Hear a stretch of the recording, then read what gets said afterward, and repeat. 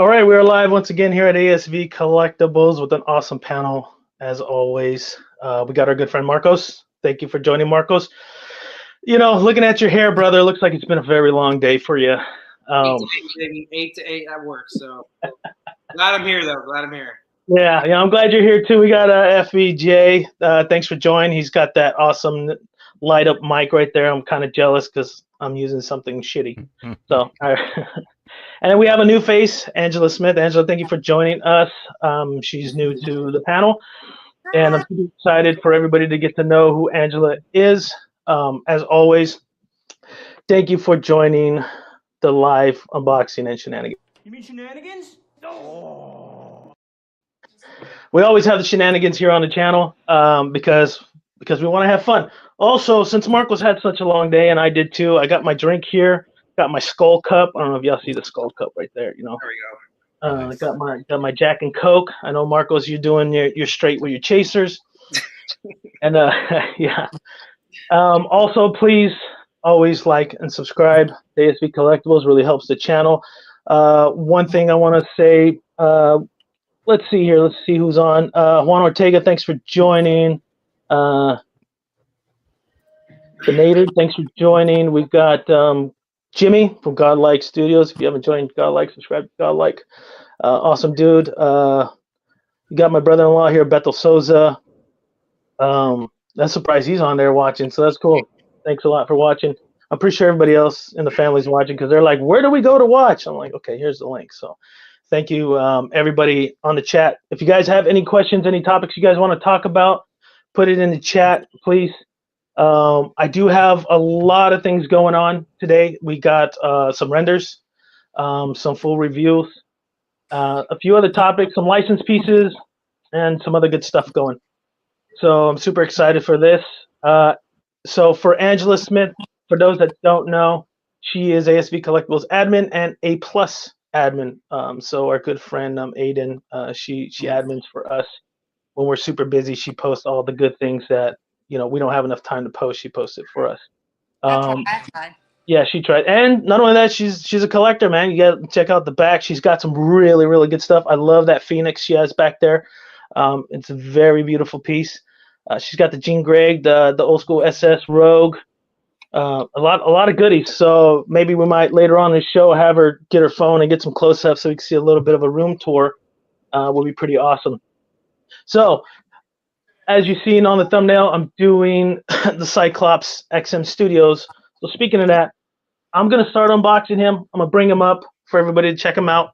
Get a good close-up. I think I got my lighting just right. Speaking of XM, and my question is for not only the panel, but for the chat, where do we think XM is going? And do you feel that if they go under, hopefully they don't because they do some amazing pieces, will the value of their pieces go up or go down? Marcos, what do you think?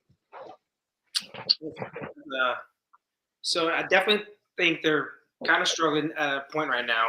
And I don't want them to fail because, like Will said, they've come out with such good pieces in the past. Like off the top of my head, like XM Hulkbuster, White Knight. I love like the one I have from them is the XM Deadpool. I'm looking at it right now. It's like my favorite Deadpool piece I have. So, what was that noise? Alabama just scored. Someone's happy. I was like, XM Deadpool. Woo! Okay. Was that the dog that was happy that Alabama scored? Is that what that was? Yeah, man. I the future for XM is bleak. I say right now. Someone's cheering for XM's downfall in Angela's background. So, but the value. That was the other question, right? Will, the value of the pieces. Yeah. Oh no, that's a tough one. I don't think my gut says no, but you never know, obviously. So, that's a tough one. I would probably say no if I had to put money on it. So you don't think the value will go up or the value will go down? Because lately, sales for XM, like third party, have been dropping. Like I got a really good deal on this piece, and normally this piece, you're not going to get it for that price. Yeah. There we go. Yeah, like in the XM Deadpool, when I got it from Todd at like half price, basically, like 45% off. So Right. exactly. So I get it, you know. So there's that. Yeah. Speaking of that, Todd does have this piece for anybody that wants to pick it up. It's an amazing piece at Spec Fiction. So shout out to Todd. He's been hooking me up lately as well. Ooh. So let me get that. I don't know, Mr. Yeah, Mr. Kiefer's there. I'm sorry, Mr. Kiefer. It's not a female bum, but he's been working. You know, Mr. Kiefer loves his female bums. You know, he loves females in general. I can That's, respect it. I can that's respect it. true. Okay, let me go ahead and turn. What about you though? What do you think about XM and like the whole situation and everything? From I really seriously think that there are going to be pieces that are going to increase, and then I think there's going to be pieces that are not going to increase. Things like the Dark Phoenix, which is probably one of my favorite pieces, which I really wish that I had. That's probably the one piece that I wish I had. I think that piece will always stay strong and stay at high value. And then there are other pieces that just didn't do well, and I think you'll always see them keep falling and getting at a good price. So as far as company goes, I'm wondering if this is a thing of them trying to get rid of stuff and maybe even try to go a different way. It could be a marketing scheme. Um, you never know as far as it goes. Yeah. They could be trying to clear out their warehouse. Yep. I mean, we saw the video of somebody clearing out their warehouse, I right? would say someone's clearing it out. It may not be XM. But they could be trying to go a different route. I mean, something obviously is not working for them, and so they're trying to go a different way. Yeah. It sucks. It sucks. So one thing I did notice here that I really appreciate, and I've talked about this on other unboxings and stuff, is they're color coding the bottom of the pegs, so I know where the hell to put things. So I really like that. I know Prime One did that with a few of their pieces. I see XM is doing it as well, so I really appreciate that. So keep that up, Freddie. So I know you were off a little bit, but what do you think in terms of? I don't know if you heard the question. Or what's going on with XM, and do you feel like their pieces will lose value or gain value, right? Sometimes when you have a low ES of something and the company either disbands, goes under, or whatever, sometimes the value goes up because they're harder to find, right? And now you can't get any more pieces of this company, or do you think because of the situation it's dropping? I think once they, if they go under, I think the pieces will go up in value. You know, because they're not making them anymore. I know there's pieces out there. People are going to be hunting them down. I feel like that's always the case. When a company goes under, you can't get them anymore. FOMO kicks in. That's true. So with that said, that means that we should just keep all our XM pieces and not sell it. I mean, that's assuming they go. I mean, I hope I pray they stay in business. I don't want them to go under, but oh no, for sure. I hope they stay in business too, man. They just looking at the product, right? I don't have any up here. The next few Saturdays, I'll have 3 more XM pieces. So it'll be like a whole XM month to do the live unboxing and shenanigans. So this is just like one of the first ones. I know I have a few people want to be on the panel for the next few because they're real big fans of those particular pieces. So I'm just kind of going to coordinate that throughout the week. So I know we got the holidays and stuff like that. So we'll just see how it goes. But I was just really curious on what you guys think about it because I know it's been an ongoing issue, and I know they've put out some statements and stuff about what's going on. And we have some of our friends. They're not happy with XM right now for some of the pieces and the delays, right? I feel like every statement they put out, it gets worse every time. It hasn't got better one time. Yeah, I agree. I mean, my opinion with it, from what I'm seeing right now in the market, XM pieces have been dropping in value, and I don't know if it's because of the situation they're going through, because of a lot of the delays. But Marcos, you said it last night, I believe, on Godlike, that you weren't happy with Tweeterhead's delays for everything. Oh yeah, for sure. So to me, it feels like I don't think it's like a specific company's delays. I think it's just a license delay for every company, because Prime One does delays, right? Darkside does delays, like Darkside. So a lot of these license companies, it seems like it's just mostly the license company have been delayed on their product. Now, do you feel like that's like an ES issue? Like they're trying to put out, 2,500 within a span, and they just can't keep up with demand with the factory, or the factory can't keep up with the demand? One of those things. I think it's actually the opposite. I think there's there's not a big amount of quantity that the factories are struggling to get pieces out, in the sense that the money that's involved, like fulfilling orders and all that. So I think factories aren't getting as much money due to the ESs on pieces. So they are putting stuff on the back burner and putting stuff like ahead of those. So yeah, I think there's a lot of issues. I don't know, like a lot of factories, a lot of companies use the same factories, and sometimes they just get behind, obviously, with other pieces. So I know Sume Art, they created their own factory. So that whole like new line they're doing, the Bisuju line, their goal is to have, from like pre-order, it's going to be like 6 to 8 months, things are going to come out, and they've fulfilled that on the first 2 pieces. So yeah, we'll chat about that a little bit later with Sume Art, but for sure, it's always ideal for a company to have their own factory, right? Because then you kind of avoid all these headaches. Yeah. So these pieces of flat bar are metal. So actual metal, nice. Yeah, it's actual metal. Let's see. There you go, the knock test. Yeah. Yep, I hear. So they go. Okay. I'll rotate it, but pretty much they're magnetized to joint these 2 structures here. There's 4 structures cut, but each of these just kind of magnetized back there. They're pretty much the support for the structure. In real life, that would be the support, but and they are magnetic, so they kind of are a little bit of a pain when they get stuck. The only issue I have with this piece is it looks exactly almost the same as the Legendary Beast one that they came out with, the 1/3. It's like the exact same pose almost. No, but that 1/3 had that 1/3 had a no, I don't even know where this goes. I'm not sure if they're all magnetic, so had that monster that he's like shooting. Yeah, and it had like a little mechanical base, I guess you could say, but it was basically the same thing, same pose at least. I would say that. I think this piece looks good though. There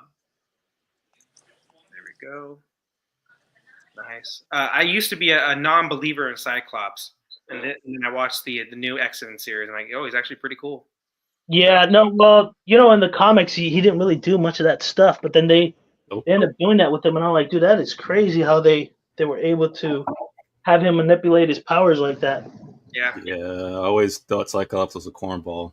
Yeah. Never really, and how he always gets done over by Wolverine and Jean and the whole. I'm like, come on, man, that's your girl. What's going on? I always, to me, I'm like, come on, dude, don't let this dude.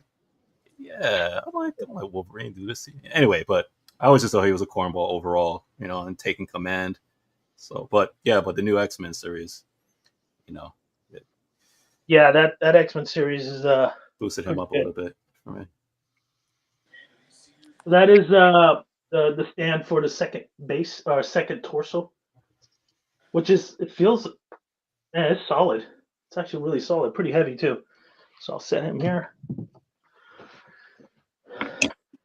So yeah, it's just interesting what's going on, and I'm curious what's going to happen with XM here in the future. But for now, from what I see, it's the pricing has dropped on third sales, not their typical what they normally charge on their webpage. It's still pretty much the same with the cost, maybe a little bit higher now than it used to be for quarter scales. It's almost like 1,200 almost each piece, which is 1,100 to 1,200. Right. And the thing is, like, the thing that kind of sucks with all companies, like you said too, is that things are getting more expensive and things are coming out slower, and the customer service is getting worse too. So it's like you're paying more for a worse experience most of the time. So that kind of sucks. With Yeah. companies right now, so it's a multitude of factors of like multiple things just going bad in the hobby. But I still love it, obviously. But just it is, And I guess. yeah, but speaking of that, and the other topic I want to bring up, and those are all great points with XM and what's going on with them. The other topic, since we brought it up, and I know you're a super fan of this, the J&D situation. So I don't know if you guys seen it about a collector complaining that his silicone piece is turning brown. Mm-hmm. Have you guys heard of that? Has there been any other news about that? Anybody else bring something up? Yeah. Well, I know some collectors have come forth after the first one with that. But what was weird about that situation? Oh, I like that sculpt. That's a good portrait. I like that. Yeah, that's nice. Yeah, I like that. Now, is the silicone? Is it because the silicone is getting in direct sunlight, or is it? That's nice. Not? Is it getting dust on it? Is it? I mean, No. how's it being displayed? I mean. Yeah, no. So this is, I mean, because multiple people have that issue. I don't think it's a matter of it being displayed. It's just a QC issue, and the problem with that was that a collector had brought the issue up on a post and then took it down because he said that J&D resolved it. But what others wanted to know was how was it resolved with that collector, and that's where the uproar was, which is, hey, you brought it up to community to bring us awareness, but what was the resolution that you had? And now that awareness was brought, other collectors checked their stuff and was like, hey, you know what? I actually have that issue too. So, and the response that they gave, that the collector shared, which was a response that most collectors didn't like, which is what rubbed people the wrong way, which is, you'll have to pay for your stuff if we'll replace it, but they probably talk about shipping. The main thing was they said that was normal because the painting was done in two separate parts. The torso was done by itself at another manufacturer, and another what you call it, Marcos, manufacturer, right? The painting, two different places. One for the torso. Yeah, but it wasn't done at the same factory. Oh, okay, I see the torso was done at the same at a different factory than for the body. So they're saying that the paint would be slightly different. And they're saying that's normal. But from what the collectors showed, that was way too dark and light of a contrast. So they saw that it was a defect, and J&D opted to replace it. So was that? So they paint match. Yeah, well, does let's say J&D collectors, right? That we're paying. Well, not we, because I don't have any. But I mean, Freddie, you paid for it, right? You got that Wonder Woman back there, and most of those are going for $4,000. If you want it now, a little bit more. Is that something collectors that love J&D will have a risk of, or was this just a one-off? Well, the thing is with J&D, they just like with almost everything that J&D has QC issues, right? Some are different from others. I know with Harley, they had an issue with the glass. Some collectors, the glass on the base came dark brown, right? So that was a QC issue.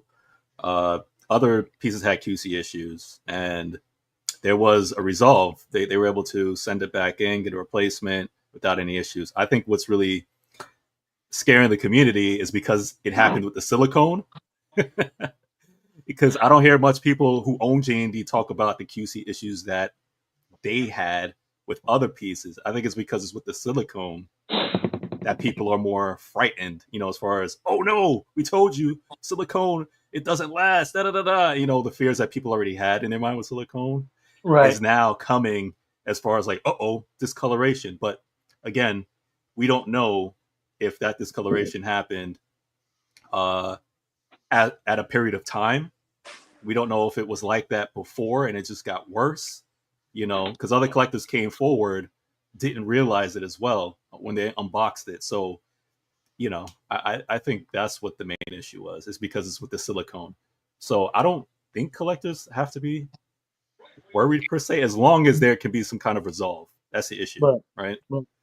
Yeah, I think that was the biggest worry. Like I mean, you can get around QC issues with certain things, but the silicone, that's just something you can't, right? It's supposed to be like high grade medical silicone, supposed to last 45 years, all this good stuff.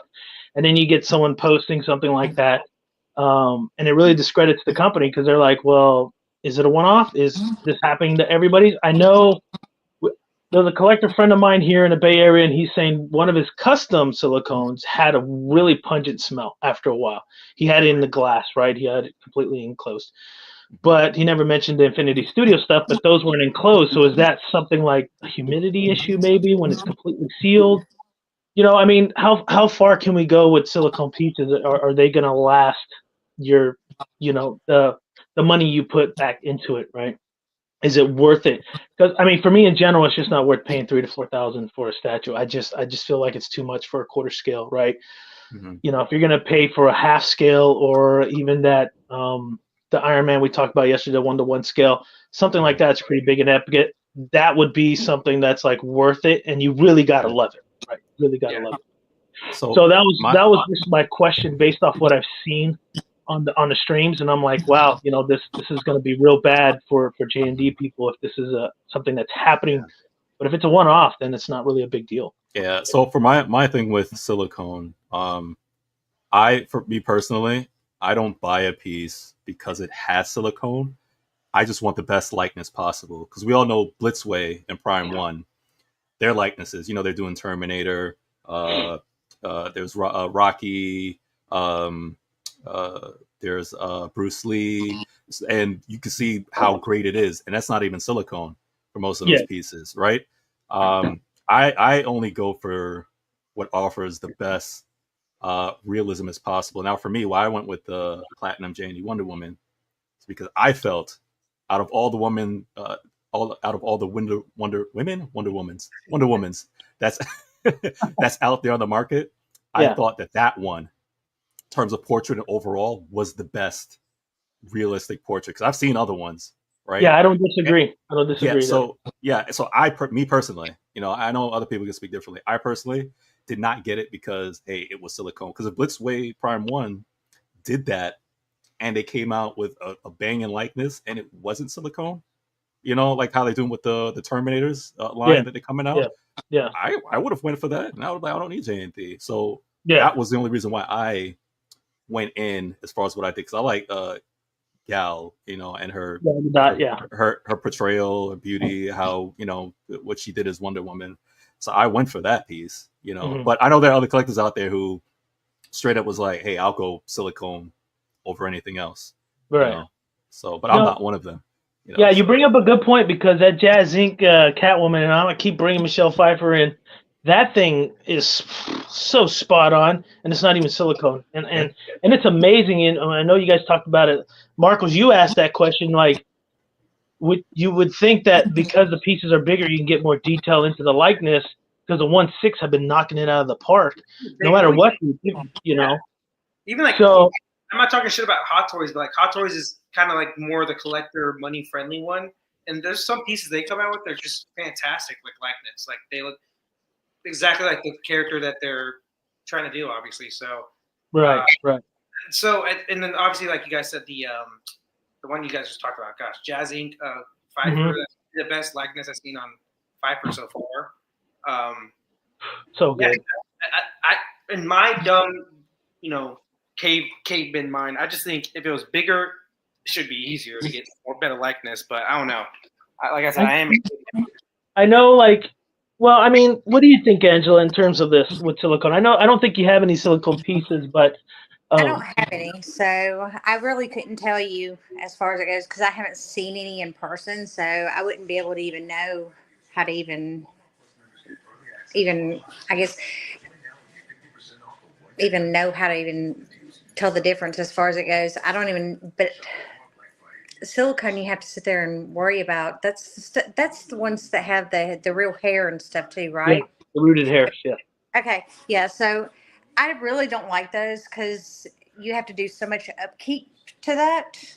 And that's the reason why I was asking as far as it goes. Like with silicone, you have you have to deal with the weathering and the dust that gets into it. It's like skin. And so you have to make sure that you're not getting anything in that hair, the dust, any kind of fibers. You have to take care of it like as if you're taking care of a baby doll or, Right. you know, something that's like that. So it's got pores. And that might be the reason why this stuff is changing colors and the reason why, because the dust particles will sink into it and that might be the reason for the discoloration.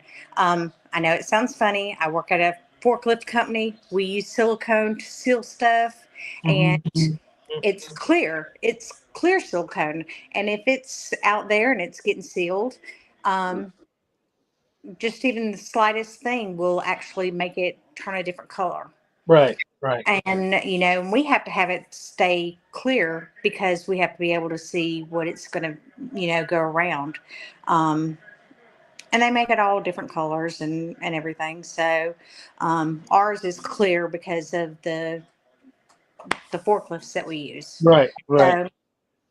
So yeah, that's the reason why I was wondering if the person was not keeping their stuff in a temperature controlled setting. That's another question I had with these silicone pieces. You think, okay, I'm in California, right? It says it never rains, but it rained today. So, and we get certain weather, like where I'm at, we could get up to 115, right? If you don't have a controlled home, or you put your things in the garage, and I know a lot of people convert to garage, the central air doesn't go in the garage. You got to figure out a way to keep it cool.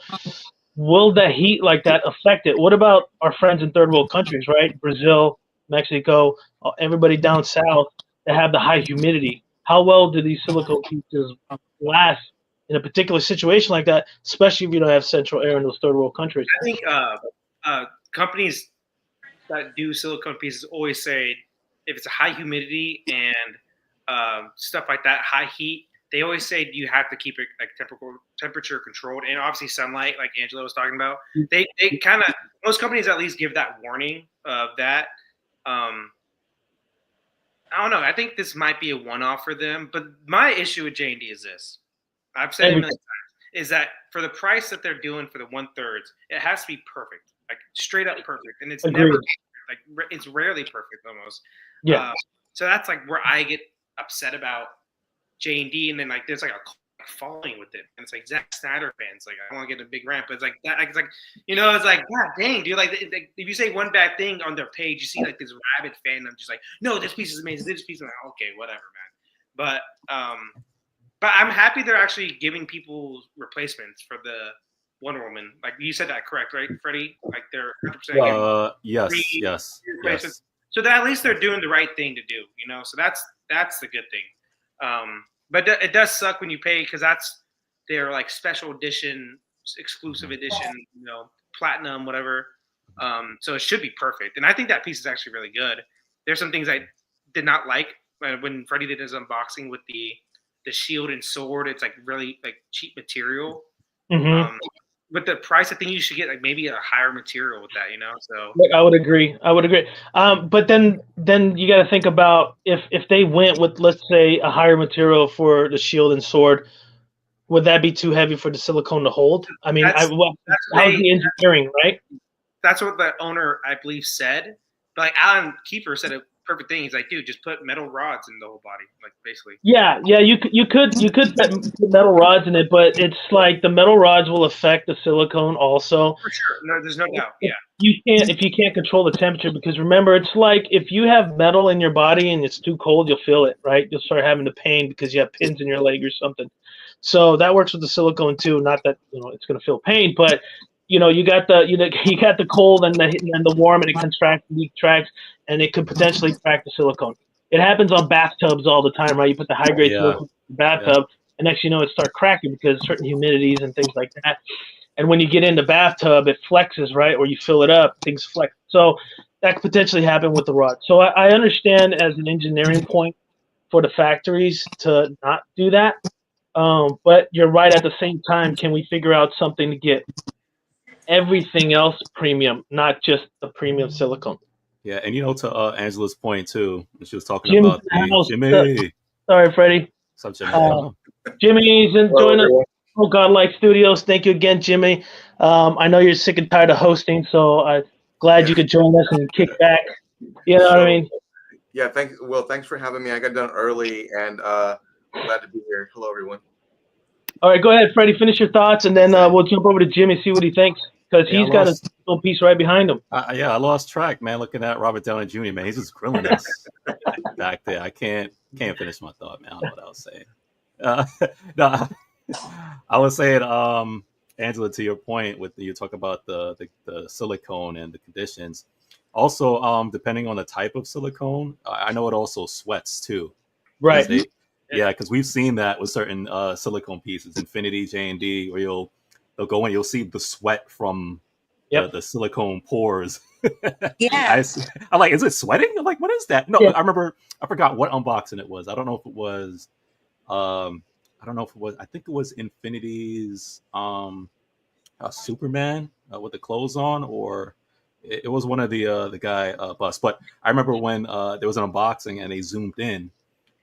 It literally looked like water. Could have been something, but you saw what I asked. I was saying, hey, is that water that they splashed on that silicone? That's dangerous. But then as they're doing the unboxing, the people who are unboxing it saying, oh, look, we didn't put any water on it. What have you? This is actual silicone that's sweating right now. I said, that's crazy. And then I started looking into that more, learning the type of silicone. It will sweat, and that's normal, So, that's another thing to consider, right? That works for resin too. You'd be surprised how many products out there will actually sweat depending on what's happening with the temperature. You'll get that a lot. Same thing with when you have your AC on too high in your car and you start seeing the water drip, right? You got the condensations and stuff. Resin does the same thing, but you have to keep things in a controlled environment, right? These pieces, but silicone especially, because it's a lot more porous than resin is. So you'll get that sweating. Back in the day, keep it in the garage. That's for sure. Yeah. Back in the day in the 80s when they showed the Ave Maria and she was crying and they're like, oh my God, it's a miracle. No, it's just, the condensated sweat. That wasn't really happening. My brother-in-law, Beto, just subscribed. Thanks, Beto. Appreciate it.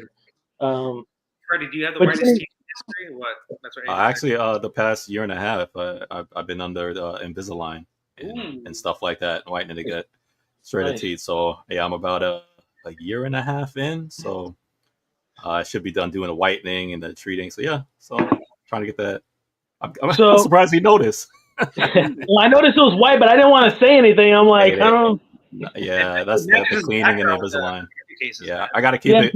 Have Invisalign. You got to keep it clean, like 24/7. You got to keep going. Yeah, like floss, like 4 or 5 times a day, mouthwash, brushing. So, everything. Yeah, I just use. I just go to Walgreens and buy CLR, and I try to whiten it that way. But Jimmy, I didn't get the chance, and I'm glad you joined, so I could tell you in person. Congratulations on Robert Downey Jr. behind you. I know it's an epic piece. To me, you got it for cheap, in my opinion, very cheap, because that piece is extremely epic. I think if Robert was standing next to it, you wouldn't tell who was who until he talked, right? Because that's how it is. Now, based off this J&D concern we had, we think it's a one-off. Do you feel that could potentially happen with this particular piece? Any sweating, warping, or discoloration in the silicone?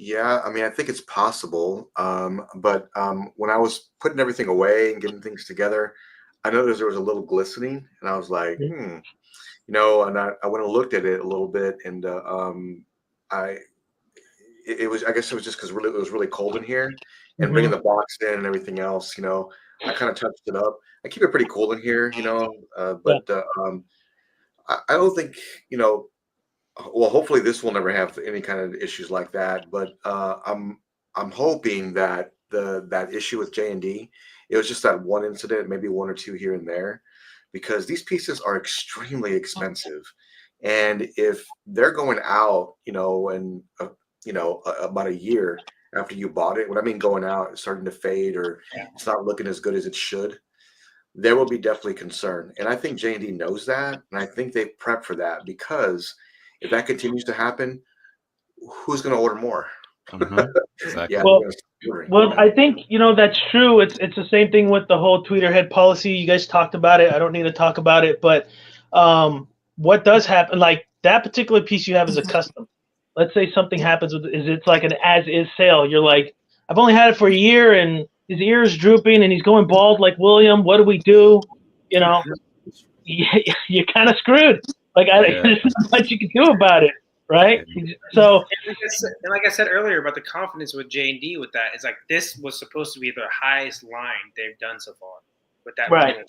So it's not like it's a normal J&D piece.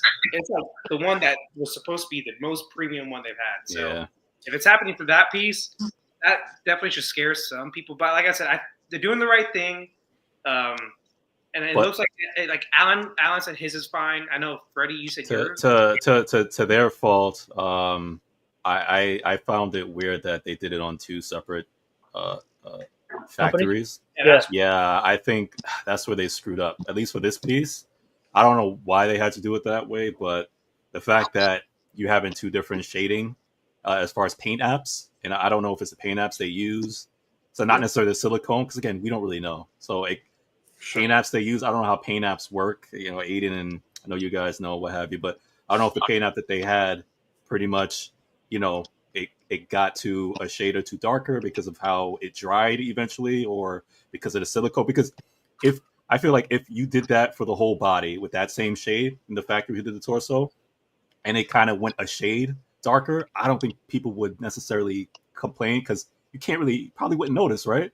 But it's because it's two different paint apps, and then one probably got darker. Maybe so that's where that noticeability is. So, yeah, it's unfortunate. They put themselves in a bind.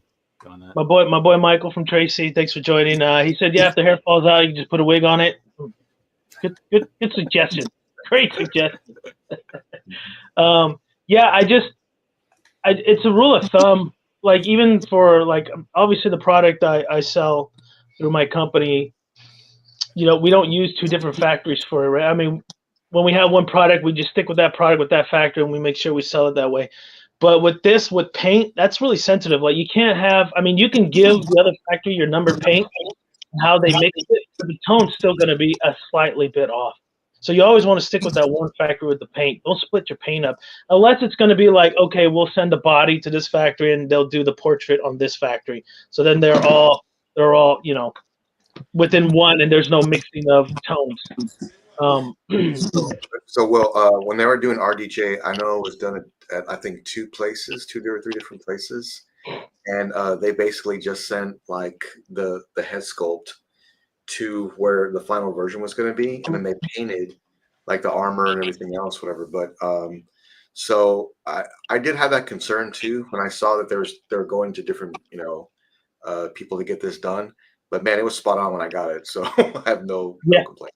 Yeah, I was crossing my fingers when I knew you were going to get it. I'm like, man, I hope there's nothing wrong, because I know when I was watching it, you're like, I turned it and the head turned a little bit, and I'm like, whoa, right? Yeah, bro, that freaked me out because I was turning it and it looked at me like So it's when you hold it in your hand, like it's very heavy, but when it gives that almost uncomfortable feel because of how real it looks. Right. Yeah. But it's hard to explain until you see it in person, and then you kind of like, wow, that's cool. But, yeah, but eventually one of these days Marcos and I and even Angela, we'll get a silicone piece here.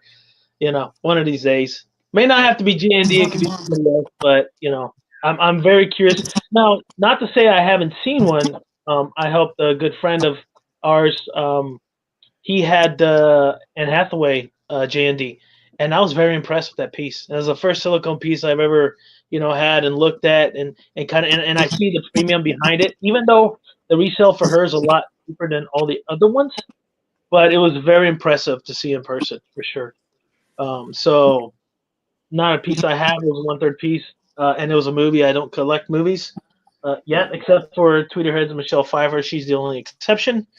But hopefully one day we can see a piece just as good. So let's get back to Cyclops over here, and let me talk about him a little bit. Yes, I got XM pieces. This is the first one of the line. Next few weeks, I'll do the other pieces. I have 3 other XM, so it'll be like an XM month. There was a smaller broken cut piece in the back, but I can't get it out of the box. It's so skinny, my fingers won't reach, so I can't get it. It's just a little tiny piece, and it has the cuts. Okay. So I'll first start off with the base. The base is pretty good. The only thing that I see that is not is some of the QC with the paint, and this is the first time. Because I have XM Red Hulk and there's no QC. I haven't done an unboxing, but I have them and I kind of looked at them. But what I do like, and I mentioned earlier, is the pegs are colored, but they also colored the rocks. Like, I don't know if that's supposed to be like that. Like, some of the pegs are green and there's like a green blotch here, a green blotch there. There's an orange blotch here, more green. So I don't know if the green is supposed to be like moss or something growing on a rock, and I'm thinking in my head that's what it is. So maybe it's not a QC issue. A lot of texture on the base, a lot of holes, a lot of cracks, a good amount of dry brushing. I do like that a lot. So obviously he's destroyed the Sentinel Buster. I do like the structure. They put the hook bolts in there, the sport flat straps. I like that. I'm a steel fab guy, so I know all about that kind of stuff. It was one of these little pieces fell in the box. So they're magnetic, so I'm assuming they probably go up here like this, one there, one across, like he cut it. Not quite sure, not really worried about it. The only thing I would criticize really is the parts of the Sentinel. I kind of wish the paint on the Sentinel wasn't so matte. There is battle damage, there's scars, there's the cutting, like the cutting of the structure. It looks red, like he just freshly cut it. I like that look of it. But just the Sentinel itself, I feel like the paint job on the Sentinel should have been a little more alive. And then having some of the battle damage around it. Kind of like, maybe Jimmy, you probably know the Queen Studios Hulkbuster, right? The paint application on it seems more alive and not so matte. Right, and you still got a lot of battle damage, right? It's more of a battle damage piece. So I kind of wish this robotic was like that, like the Sentinel. It feels like the Sentinel's been buried there for 1,000 years, and then he just happened to walk up on top of it or something. So I kind of just wish that popped out a little bit more. But that's just me being picky. Going to the big screen. What was that? Oh yeah, big screen. Sorry about that. Marcos logged off. And damn, Marcos had one job. My bad. My connection went out. There it is. Sorry. Hey, there we go. Hey. Let me see something here. Let me try to zoom in. Let me know if that helps. There we go. Yeah, well, that's a little too much, but well, I can turn it here and stuff, but yeah. So for the suit, a lot of good textures everywhere. They did a great job with the texturing. The belt, the X-Men emblem, the lineage is good on the paint. They didn't go over. A lot of good details. The skin, the paint job on the skin is actually pretty good. I wish his 5 o'clock was a little bit darker on both of the portraits. Okay. The hair's not too bad. You got your strings of hair. You got some of the blacks in there with the brown, giving it the shading. The gloves got a really good leather texture feel to it. So are the boots. You can kind of feel that a little bit. The pins and the straps on the back are smooth. We got the back side of him. The muscle striations on this particular piece right here are really good. If you can see that. Oh yeah. So I really like the muscle striations. I really like how they put the folds in the leather suit. I mean, you can see the folds everywhere. So they really did a good attention to detail on this particular piece here. Lot of good detail. The only thing, and I know Aiden and I kind of talked about XM Studio a while back, they use a lot of blacks for their shading, and I wish they went a little more of a darker blue than a black for this particular piece. But a lot of washes here on his underwear area. He's got some dark shading, some washes, the folds. This is my first Cyclops piece, so, and this is one of the ones that really caught my attention. I'll turn the light on so you guys can see how it looks with the light. I love that. Fortunately, I can't dim my light any lower than that. Oh my god, I'm having a hard time. You like the toupee on both pieces. They say the toupee on each. Yeah. Will, is this yours? Do you own this stuff? Yes, I own this one. I got this one for a very, very good deal. So yeah. So with the lighting on, pretty cool. I'm gonna put them back there with my Logan and my X-Force crew out in the back with the Storm. But really, really happy with this piece. Except for just some of the paint applications and stuff. I'll give this piece a 9. It's a really, really nice piece. I do like that they got the 2 swap out torsos and they put a base into it, so you can display it. The only other caveat, and Aiden and I talked about this too, is this particular torso. It feels too elongated. It feels like he's got too much of a long torso. I think his torso should have been, maybe like 1/8 of an inch or maybe 1/4 of an inch shorter, because he's kind of bent a little. And I know it's hard to tell. I don't know if you could tell right there, but it does feel like it's too long. Like it starts from there all the way up to his lats. Now with this particular piece, you can get away with it because he's stretching, right? So he's elongating his body, so it looks right. But with this folded over piece like that, it does look like his torso's a little too long. But yeah, I rate this piece a 9, man. I love it. Ever since I saw it, I was like, man, I'm not a Cyclops guy, but this thing's pretty badass. Marcos, what do you think? First off, I want to say thanks for joining the show. Nice guy. Awesome. Oh, nice guy. What's up? What's up, man? And Michael said, what did he say? I'm actually enjoying the X-Men cable and Transformer sound away from X-Men. I actually do like that. The X-Men cable has been on sale for a couple of sites. I've almost pulled the trigger on it a couple of times, but yeah, I don't know. I just think, Deadpool cable, I always thought I could do it, but I don't know. But this piece, I'll give it probably an 8.9. It's a good piece if you're a Cyclops fan. I think it's great. The only thing, like I said earlier, the only issue I have is that it just looks exactly the same as the third Legendary Beast piece. Right. It's almost the exact same pose. So, right. But I guess you could say it's a good thing because if you like that pose and that look, you can get it in 1/4 and you can get it in 1/3. So. Yeah, I think the 1/3 he's standing upright more. He's bent down on this one a little bit, and then he's got that underneath he killed. But I really like the 1/3 Cyclops because that came out right when I started collecting. I was like, oh man, when you first start, you just want to get everything, obviously. So I was like, oh, I'm getting that. Yeah. It's like one of those things. So I was like, I'm not getting that. I gotta chill out. I'm not rich.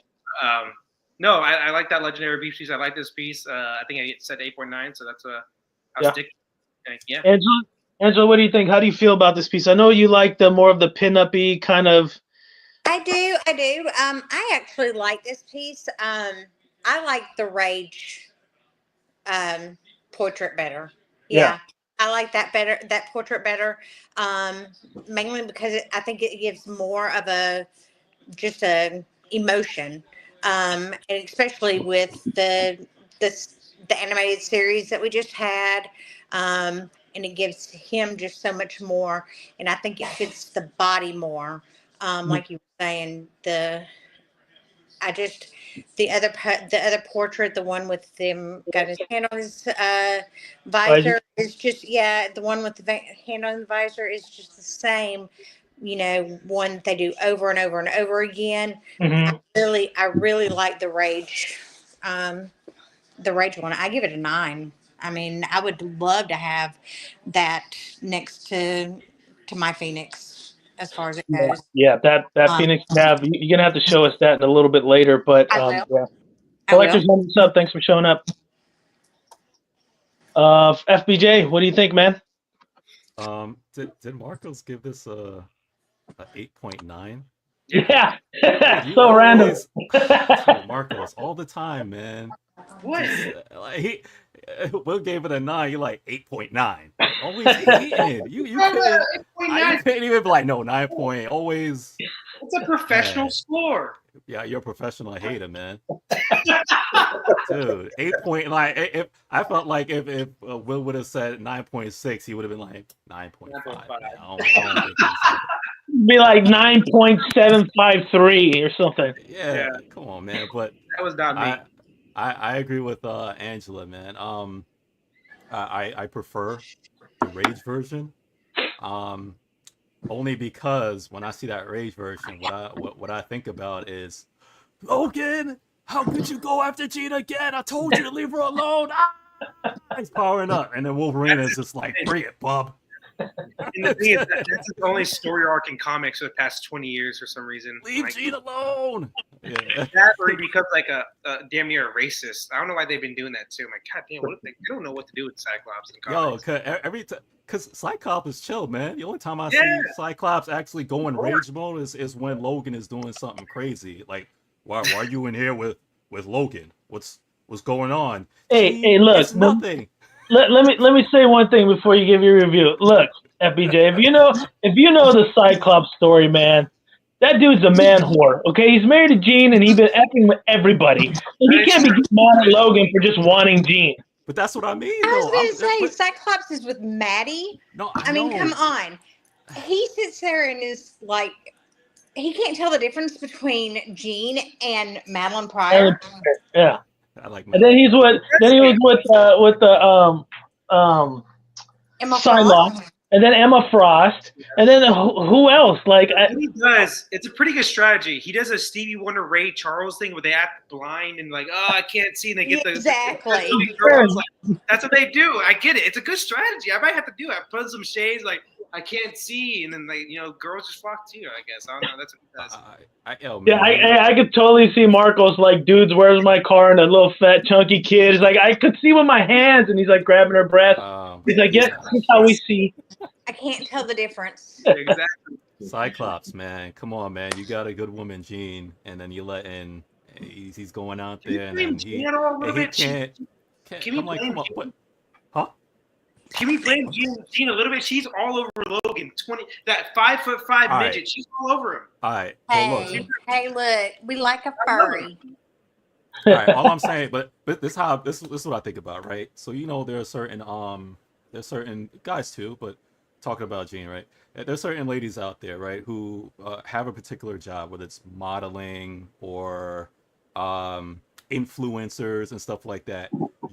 That's, or even ones that flirt a lot, right? That's how they are.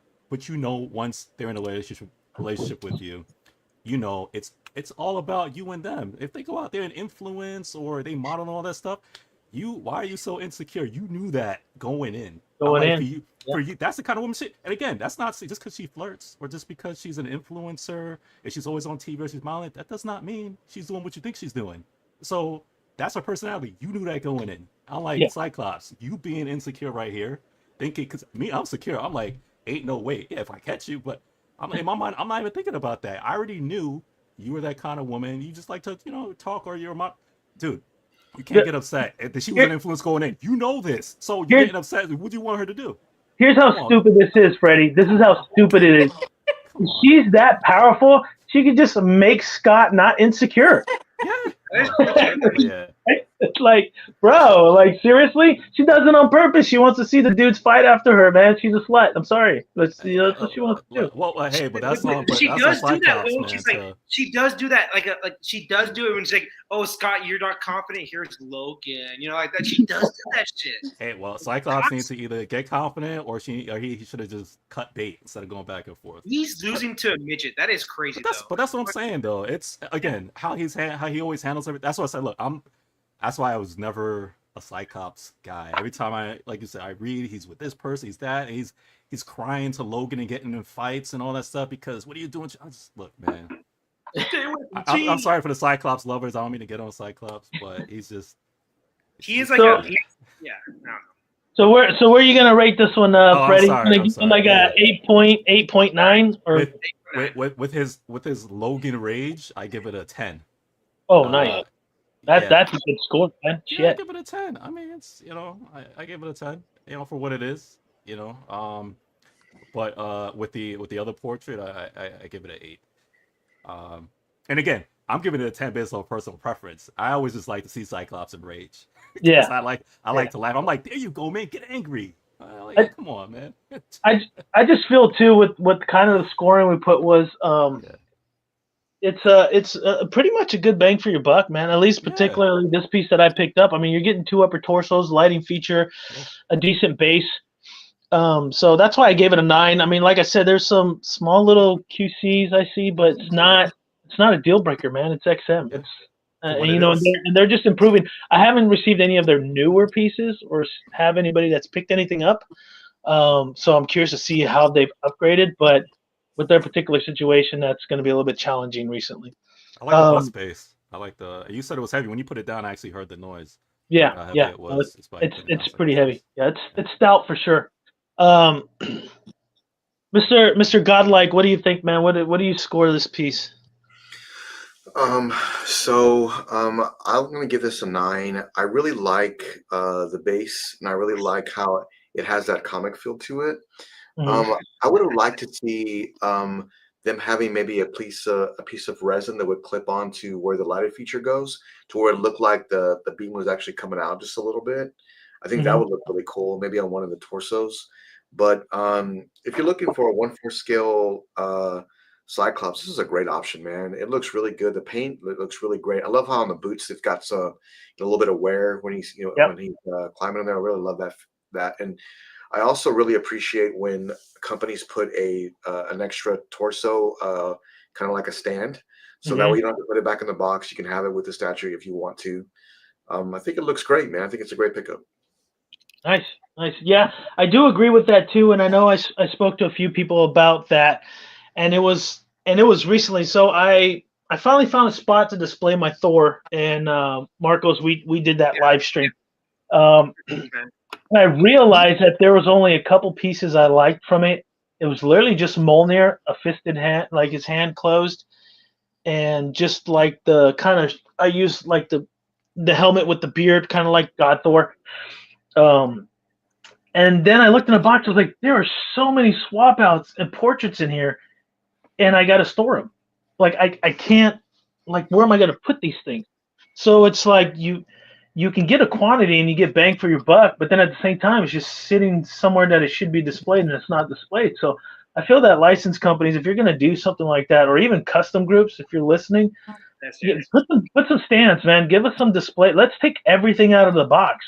Yeah. Right, and put it somewhere where it could be displayed. Yeah, sometimes you got a bunch of switch out arms. Well, maybe if the base is big enough, there's a little slot you can just shove the arms in there or something.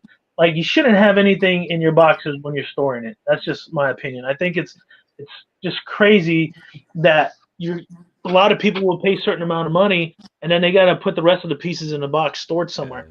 I don't think J&D is the case, right? You pull everything out of the box, you display it, and you put the box somewhere else because obviously there's not much in there. There's no swap outs. There's no nothing. So it works for them. But this right here with the XM Studios, I think they did a great job. I'm glad they put this extra torso, and they could have just done just the head, right? Just the forward head. But I'm really happy with the piece. I know our boy Michael Reyes has it. I was trying to convince him to do a trade and swap with me, but he was like, no, not going to happen. So then I found someone locally that was selling it, and he sold it to me, and I got a really good deal. I'm really happy. I'm really happy with the piece. I can't wait to put him next to Logan over there. But I got the old man Logan portrait because that's the one I like. It's not from not from Sideshow. It's just a custom one someone made for me. I really love that piece. But yeah, I mean, thanks a lot, you guys, for your opinions. This is an awesome piece. I know we got some more pieces coming up soon.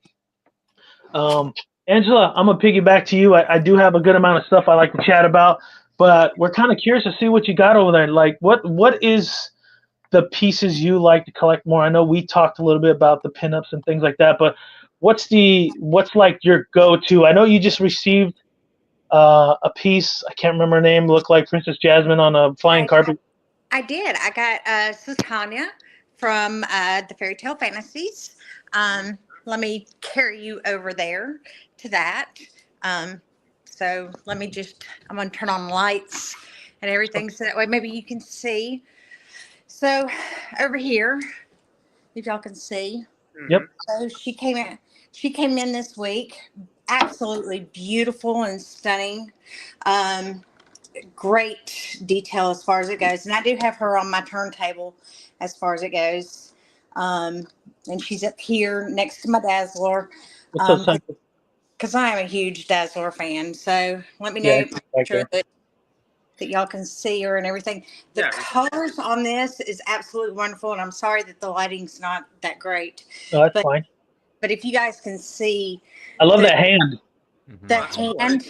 The hand is just absolutely, the details on it are absolutely amazing. The color. Yep. So is that, Angela, is that like so I'm assuming it's like kind of like the genie flame and it goes purple to light blue like a normal flame would? Yep. So, and I mean, there's even, if you can see up here on I'm trying to where y'all can see handwriting on the bottom of the on the hand. Can y'all see that? Yeah, we can see it. Aiden's complimenting your hand. He does say it's beautiful. Thank you. I just got my nails done today. So, but I mean, there is a lot of detail on that. And then if you actually look, we can see of actually how beautiful she is. I wish that she was a little bit of a different skin color. I wish she was a little bit lighter. Mm-hmm. She is a little bit darker, but the purple in her hair, you can see. Yeah, I can see it. Really pretty. So, but this is the newest one that I just got. So, as far as it goes. And then, of course, I got my Dazzler waiting for the new piece to come in from Sideshow. So I can't wait for her to go here. So she's in this is the Bowen. So this is what I first started kind of collecting. So was the Bowen statues. So, but this is my Bowen Dazzler, and it's saving spot for that. So, and the art print. So this will be where that goes. And of course, over here. Oh, you got that Poison Ivy and that Harley Quinn. I do. So, and then is that Poison from Tweeterhead? Is that the Tweeterhead one? No, that's I haven't put my Poison Ivy from Tweeterhead up yet. Okay. She's still in the box. This is actually the Poison Ivy from How Bottle did. So, okay. And I will tell you that just like XM, they do the actual little colors too. Good. If you look, there's the yellow. Mm-hmm. Yeah, we see it. So, and they do it too. They're starting to do it on their statues. So the Prime one, man, the Prime one print sucks. Like I wish it was color coded because it's terrible to read. So, but Harley Quinn, and then of course the one that you keep trying to trade me is Michelle Pfeiffer. I love that one. I keep forgetting that you have it. I'm like, I got stuff to trade her, and I keep forgetting you have it. I'm like, gosh darn it. Yes, and then of course probably the one that we all love because me and William have always been trying to get it is this beauty right here. This is my first custom that I've gotten. So, and she is absolutely beautiful. And that piece, man. I love that piece. I just hate that the commissioner did that scale. It just sucks so bad. Like it will not work anywhere near my stuff over here. It's just so off scale for the things I have here. I've never seen this piece. It's custom 1/6, I'm guessing. Oh no, it's a custom 1.35. Yes. Oh, it's one of those. Yes.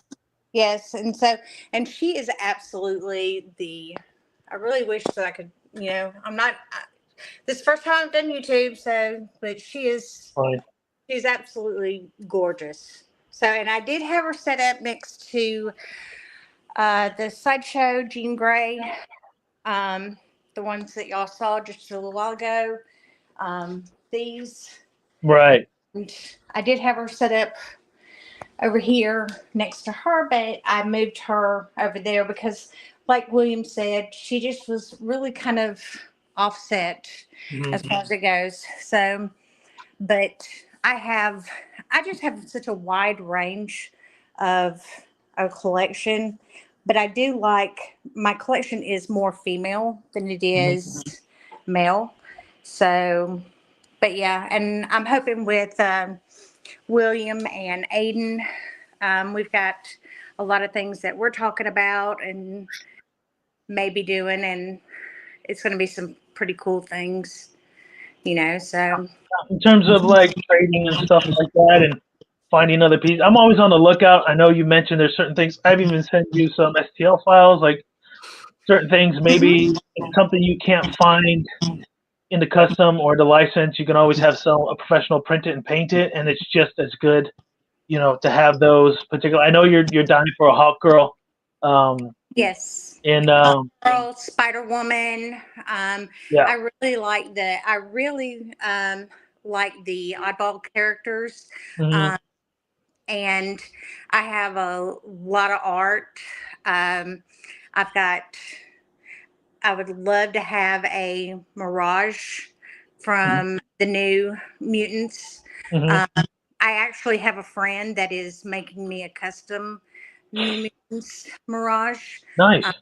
She is going to be, she's actually going to be taken from a Black Widow Bowen statue and made into a Mirage in the classic costume. So Yeah, that's gonna be tight. I can't wait. I can't wait to see it. So whenever you do get her in, let us know. We'll do a live stream, and then we'll kind of take a look, see how it comes out. Hey, Angela, all I see though, I think I see a Lady Deadpool at the bottom.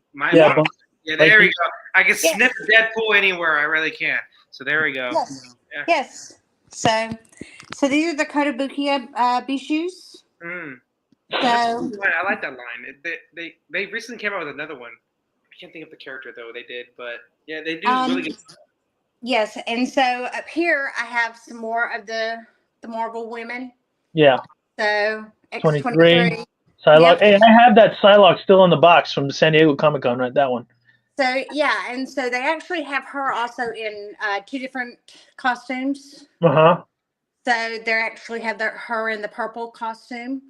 I think I have I have the X-Force one. I have that one, yeah. So, and then they have Storm in the 2 costumes, the black and then in the white. And then there's Phoenix in her 2 costumes. Mm-hmm. And then Jubilee back there. So, and then She-Hulk. So, and I also have some DC ones too, but I don't have all of those out yet. Angela, I also have the Phoenix pops. I have the Hot Topic exclusive and the Chase figure. Those 2 Phoenix. Yeah, I love that. Yeah, I saw that. Hey, I got those. Yeah, I was gonna say I have all of those, and then my Spider Woman. So that one's nice. So yeah, I like to. You got them I have all that kind of stuff. So yeah, I like I said, I like the female stuff. And wait a minute, hold on, because I do have a Cyclops. Because here we go. Can't have a Jean without a Cyclops. Right next to Jean, the cheating woman. Yes, with Jean. And then wait a minute, there's my Wolverine. Yeah, there you go.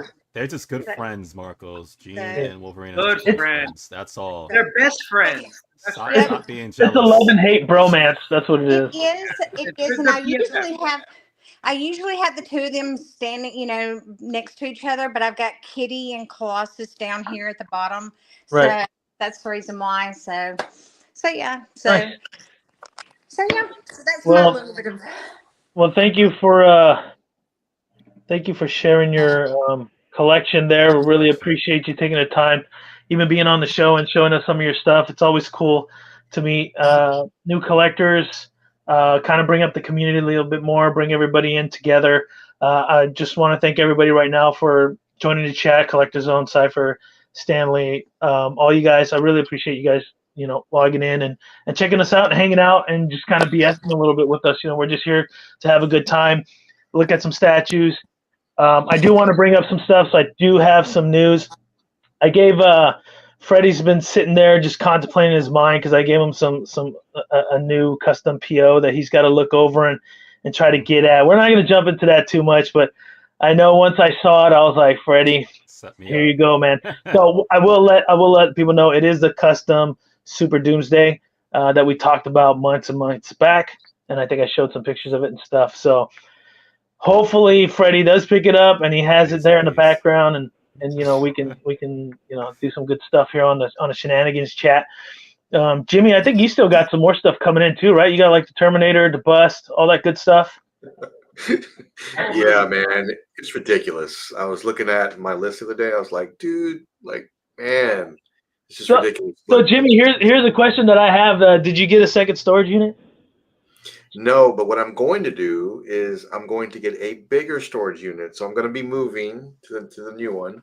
Okay. But I have I have the Terminator bus coming next, and next to RDJ will be Mark 7 Queen Studios 1/3 scale. I'm pretty positive about that. I tried to stay away from it. I don't really need that one. But literally I kept talking myself into it. So I'm gonna get that. I have the right thing, Jimmy. The Cyberdyne edition of 1/3 scale Blitzway T800, and then I also have the Prime 1 T800 as well. So I have both of those. They're going to be next to the bus. Those are coming as well. Do you think you'd consider the T2000? I've seen that with the blown out. I almost did. I was going to add that one to it, but I didn't really like the pose that much of the Blitzway one. Mm-hmm. And I know it's good. I know it's great. I just would rather have the other. So I put I'm going to have all three T800s together. That's what it'll look like when I get done. I got one more Predator coming. I don't know which one yet. I'm gonna have to decide. And then I got a flex case now too. Oh, nice. So that'll most likely will be the Aliens Romulus and the dog Alien XL. The dog. I was gonna ask if you're going for the dog. Yeah. If it's taller than 42 inches, it can't go in there. So no, it won't go in. Yeah, it won't go in. You got the 160, right? The Module 160. Is that the one you got? The tall one? These are bespoke, so they're all it literally covers the whole wall. It's the whole wall. No, I see it. I'm like, wow, that's you guys send me the link to those guys. I only see the Module case stuff. But yeah. These are, I mean, it's at Marcus was saying, man, you ran out of room in there. It looks like it's really small now in here. But yeah. I had, when I was unboxing, I had another shelf in here, and I was looking at RDJ, whatever. Well, it was just a shelf, this, and then there was like literally no room for me to stand. Yeah. So, but I think I've got it figured out now. As long as I don't go too crazy on this other side here, and when I put another module case here. Look at this guy. Deep, it wouldn't be all right. Hey, look who it is. Yeah, A+. Marcos is always wrong. I don't know who that is. What? You mean right? No, bro. Yeah, here. This is where the shenanigans start getting really, really heavy. When you get Aiden and Marcos in the same. I had a banner ready, just for the show, and I'll show it right now. Was why is LeBron the guy? I don't know what to say. That statement is infactual. Man. So I'm trying to make room, and on this right side, I'm going to do another module case, and it's going to be a little different from this one because this one is just massive, man. But it's so great because when you walk in here, the first thing you see is RDJ. It's just lit up so nice. They're really big spaces for things. Right, right. No, I mean, they look great. The lighting looks great. Right now, I'm only doing my garage shelf thing. I think I'm gonna do some engineering and kind of use them to my advantage in terms of not having to go so expensive. I mean, I already spent the money on the lights and the cases and stuff, but I got to figure another way out because I got other pieces I want to put in there, and I'm running out of space. And that's the biggest problem for collectors is we run out of space and money. So, but yeah, we can't. Like to look like Maji cases. I've seen it all the time. Yeah. So that's kind of like what I was trying to go with, but I'm like you guys, Marcos has been at work since 8 in the morning, came home at pretty much 8 at night. So we're all working 12s, and it's tough to spend time and work on some of these things, but it's a hobby. We have a passion for it. We love it. We got Aiden here. Aiden, since you jumped in, I know you know about this Cyclops. Just want your opinion on it. I know we talked a little bit about it, about the elongated torso, but what would you like rated wise based off what you're seeing? I don't know if you've seen it in person yet or not, but from what you see here and the close-ups I got to it, what are your thoughts? I think it's good, bro. I'm sorry, I got to talk a little bit low because she's watching TV. I think it's really good. I would say probably 7.5. But you and I talked about this. I mean, there's certain things, that I think could be better, but it's a beautiful piece, right? And like you said, I hope XM does well. I hope they don't go under. They've done a lot of grails, Hulkbuster, Transformation Hulk. But no, I mean, congrats, bro. I think it looks really, really good, especially for what you paid for it. So yeah, that's my opinion. Yeah. Cool. Let's see. Was this?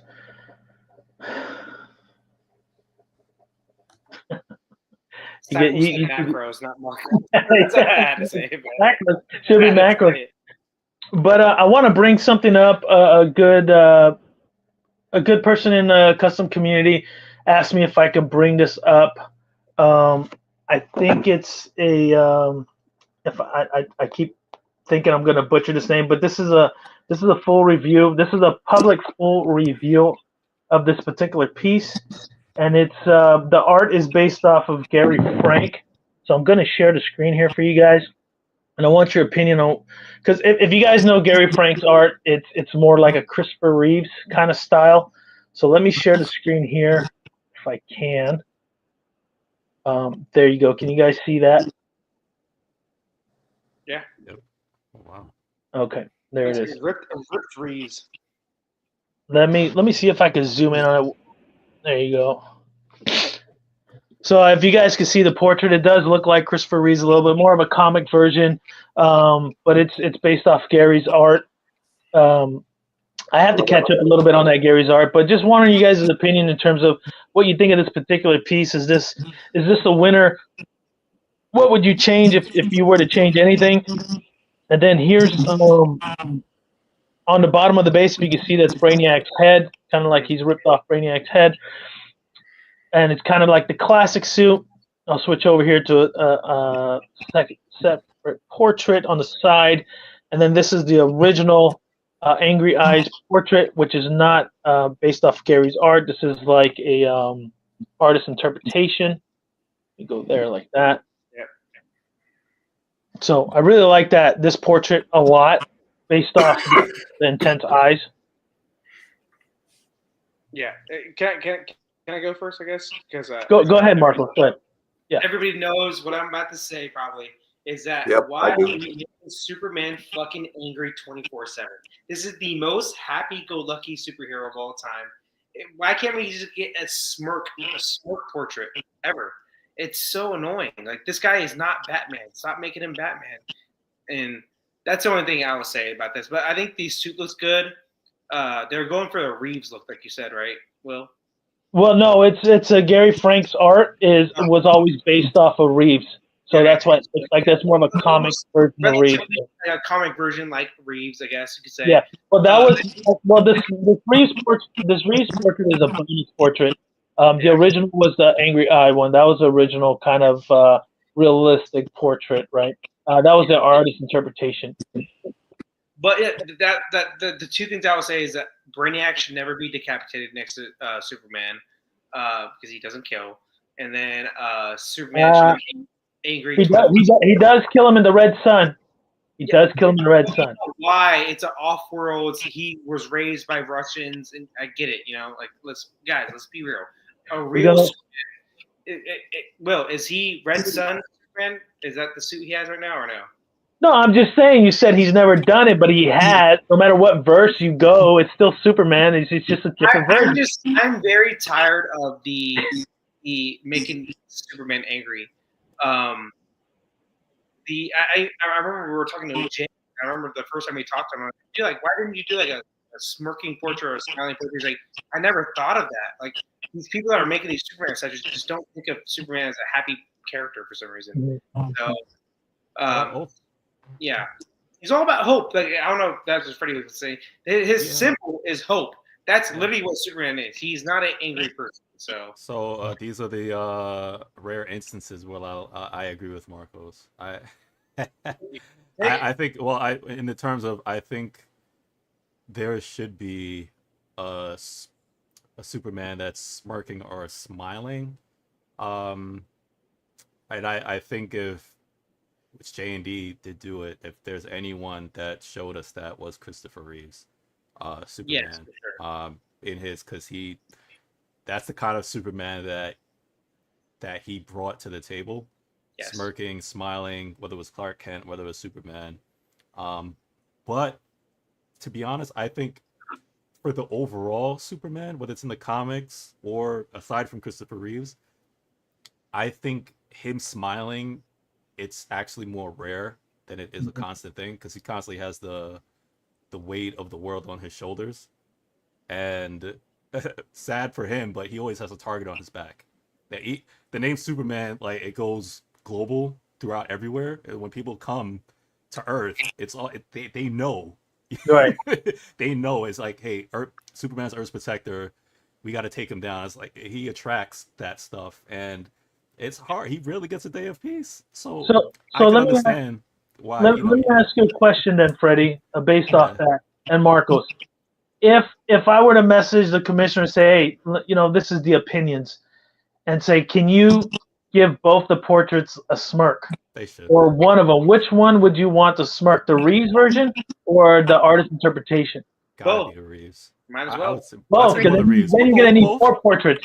I'm tired of angry Superman. There's too many of angry Superman. So. I personally, for me, I think just the one. I think if you just do the Reeves version with the smirk, I think hits home for me. I don't know. Yeah. I don't think I would do 2. I think I would add 1 more portrait. Would be the Gary Frank with the smirk because that gives me more of the Reeves vibe, and I prefer that. Mm-hmm. So if they did do that, would that be a piece to consider, Marco? Since now you get a custom with the smirk. No, dude, that's awesome. But my whole thing is like, if anything, the normal should be Superman is happy, but the normal right now is Superman angry. If that makes sense with portraits. So. Right. The whole concept of Superman and statues needs 100% change.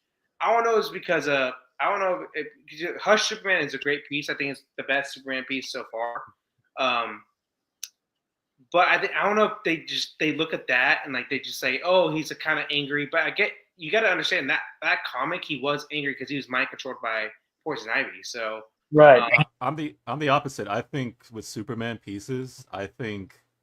A stoic neutral scope should be the standard because it's Superman. You think him as like a god in a sense, right? Stoic.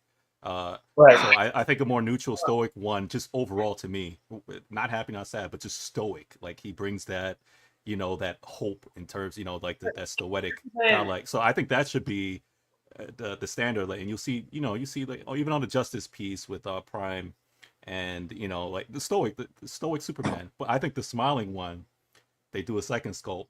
That's to me like a plus. I think more companies should give you a smiling Superman, and I agree with Cypher when he's going heat. He's not gonna be neutral, right? And that's not necessarily angry. I mean, it is angry, but it's when he's doing the heat vision, he's in attack mode, so that's a general thing. I don't think he's going to be neutral or smiling when he's doing the heat vision, right? Because he's in attack mode. Heat vision, smiling, he's damn near Homelander at that point, if that makes sense. Homelander like smiling while he's doing heat vision. So he's using it because that's one of it's game time. He's got to take him down. He got to take you down. I do feel that this piece really gives that vibe, Freddie, for the stoic, right? He's kind of standing there stoic. Yeah, Brainiac's head's there. I get it, but I like the Easter egg. I like that on the base. I like something different. I don't want something boring on the base, and I think that gives it a little bit of pop. You know, you can argue he shouldn't be there. His head's never ripped off. Yada yada yada. But it's happened. Yeah, different verse. But let me jump over to Angela. What do you think of this piece, Angela? I actually really like it. As far as it goes, I would rather have a smirk if it's going with Christopher Reeve. Right, right. If it's doing the angry face, then yeah, if he's doing heat vision, yeah, he needs to have an angry face because you're not going to smile when you're doing an angry face. You're not going to do heat vision with an angry face. Except Joker. Yeah, Joker always has the smile when he's killing. I don't like the boy briefs. I really don't like those. I think they should be more of the underwear type, I guess. Yeah. Not boxer briefs. Yeah, you should have given him a thong. That's what I would have went with. No, not those are more boy cut, like like a boy cut boxers for women. Yeah. I think they need to be a little bit more of the classic Superman underwear kind of thing. But I love this look as far as it goes. I do like the Christopher Reeve. I do agree with Freddie as far as it goes. When I think of Superman, I always go back to like Alex Ross. When he does Superman, how he's got that puffed up chest and he's looking proud because he does have the weight of the world on him and everything. So he does have that stoic look. And so I agree with Freddie on that. But I don't necessarily think that I'd rather have a smirk with Christopher Reeve. I think so too. I think the four of us all can agree. Marcos's favorite Superman movie is Superman vs. Batman. I'm just going to answer that for him. Oh my gosh! Please don't bring that up. Please don't. Martha.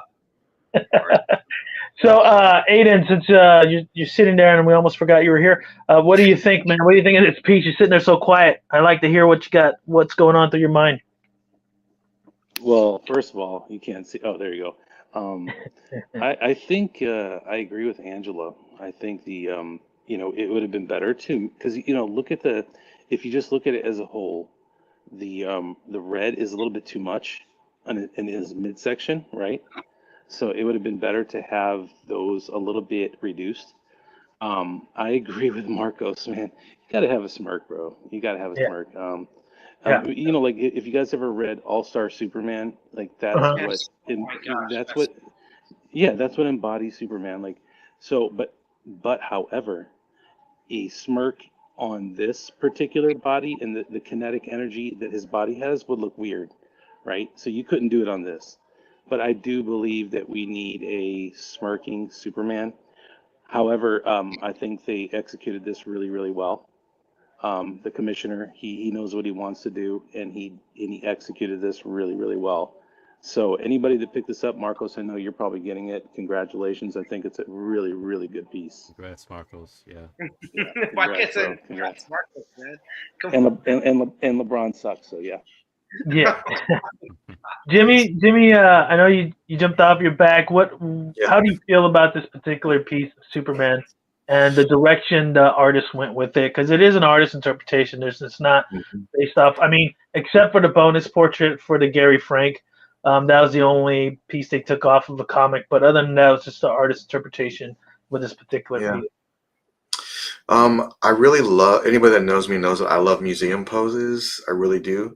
And this looks great. I would like to see on the base where his feet are planted, maybe the concrete cracked underneath him, because it looks like maybe he just landed and maybe took out this other character on the base. That would look kind of cool.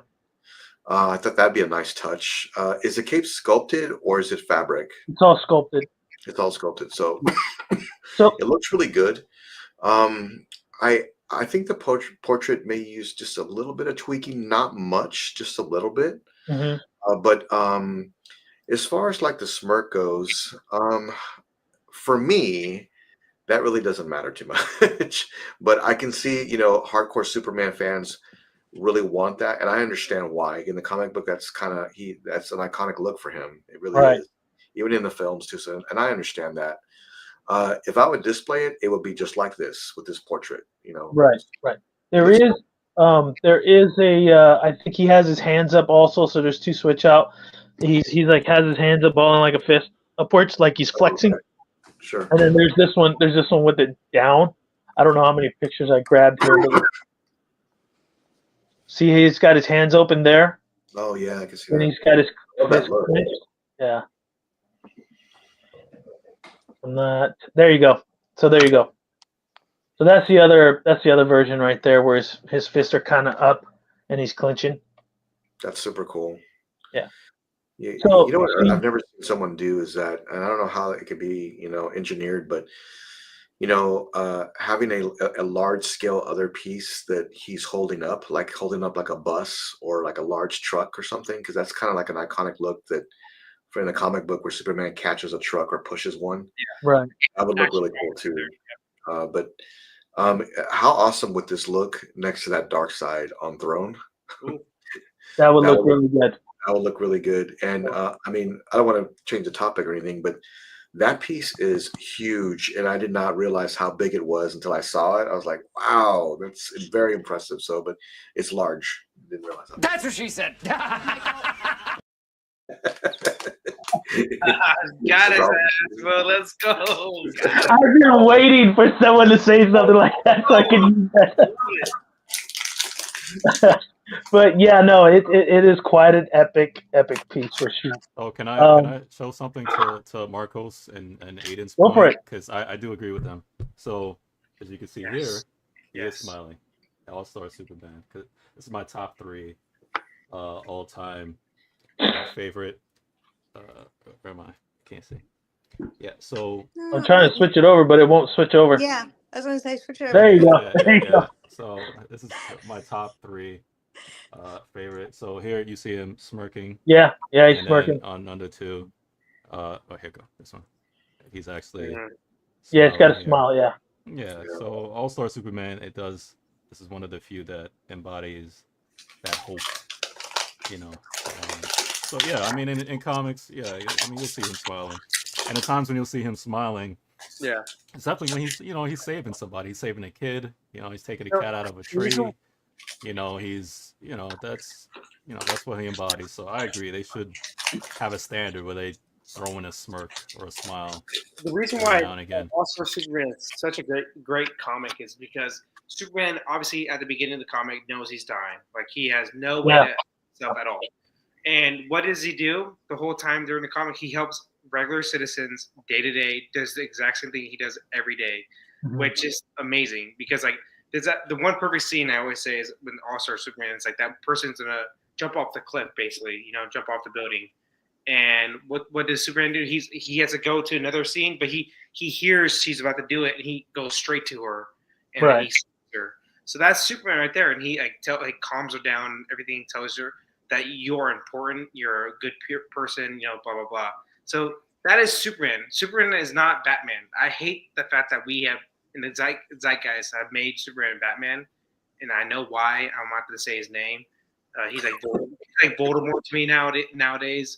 But I just think Superman is a character. And like I said, I love what everything Jay's doing. Common ground for Marcus and Jeffrey. Aiden, you're on mute, just to let you know.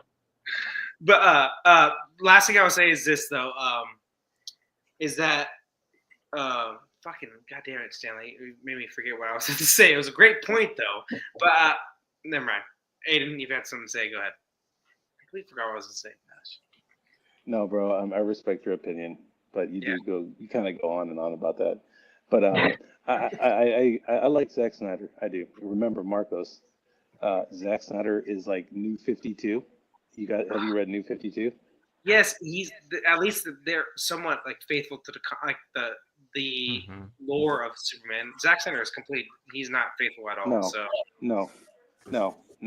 You haven't read all New 52, so like there's many New 50.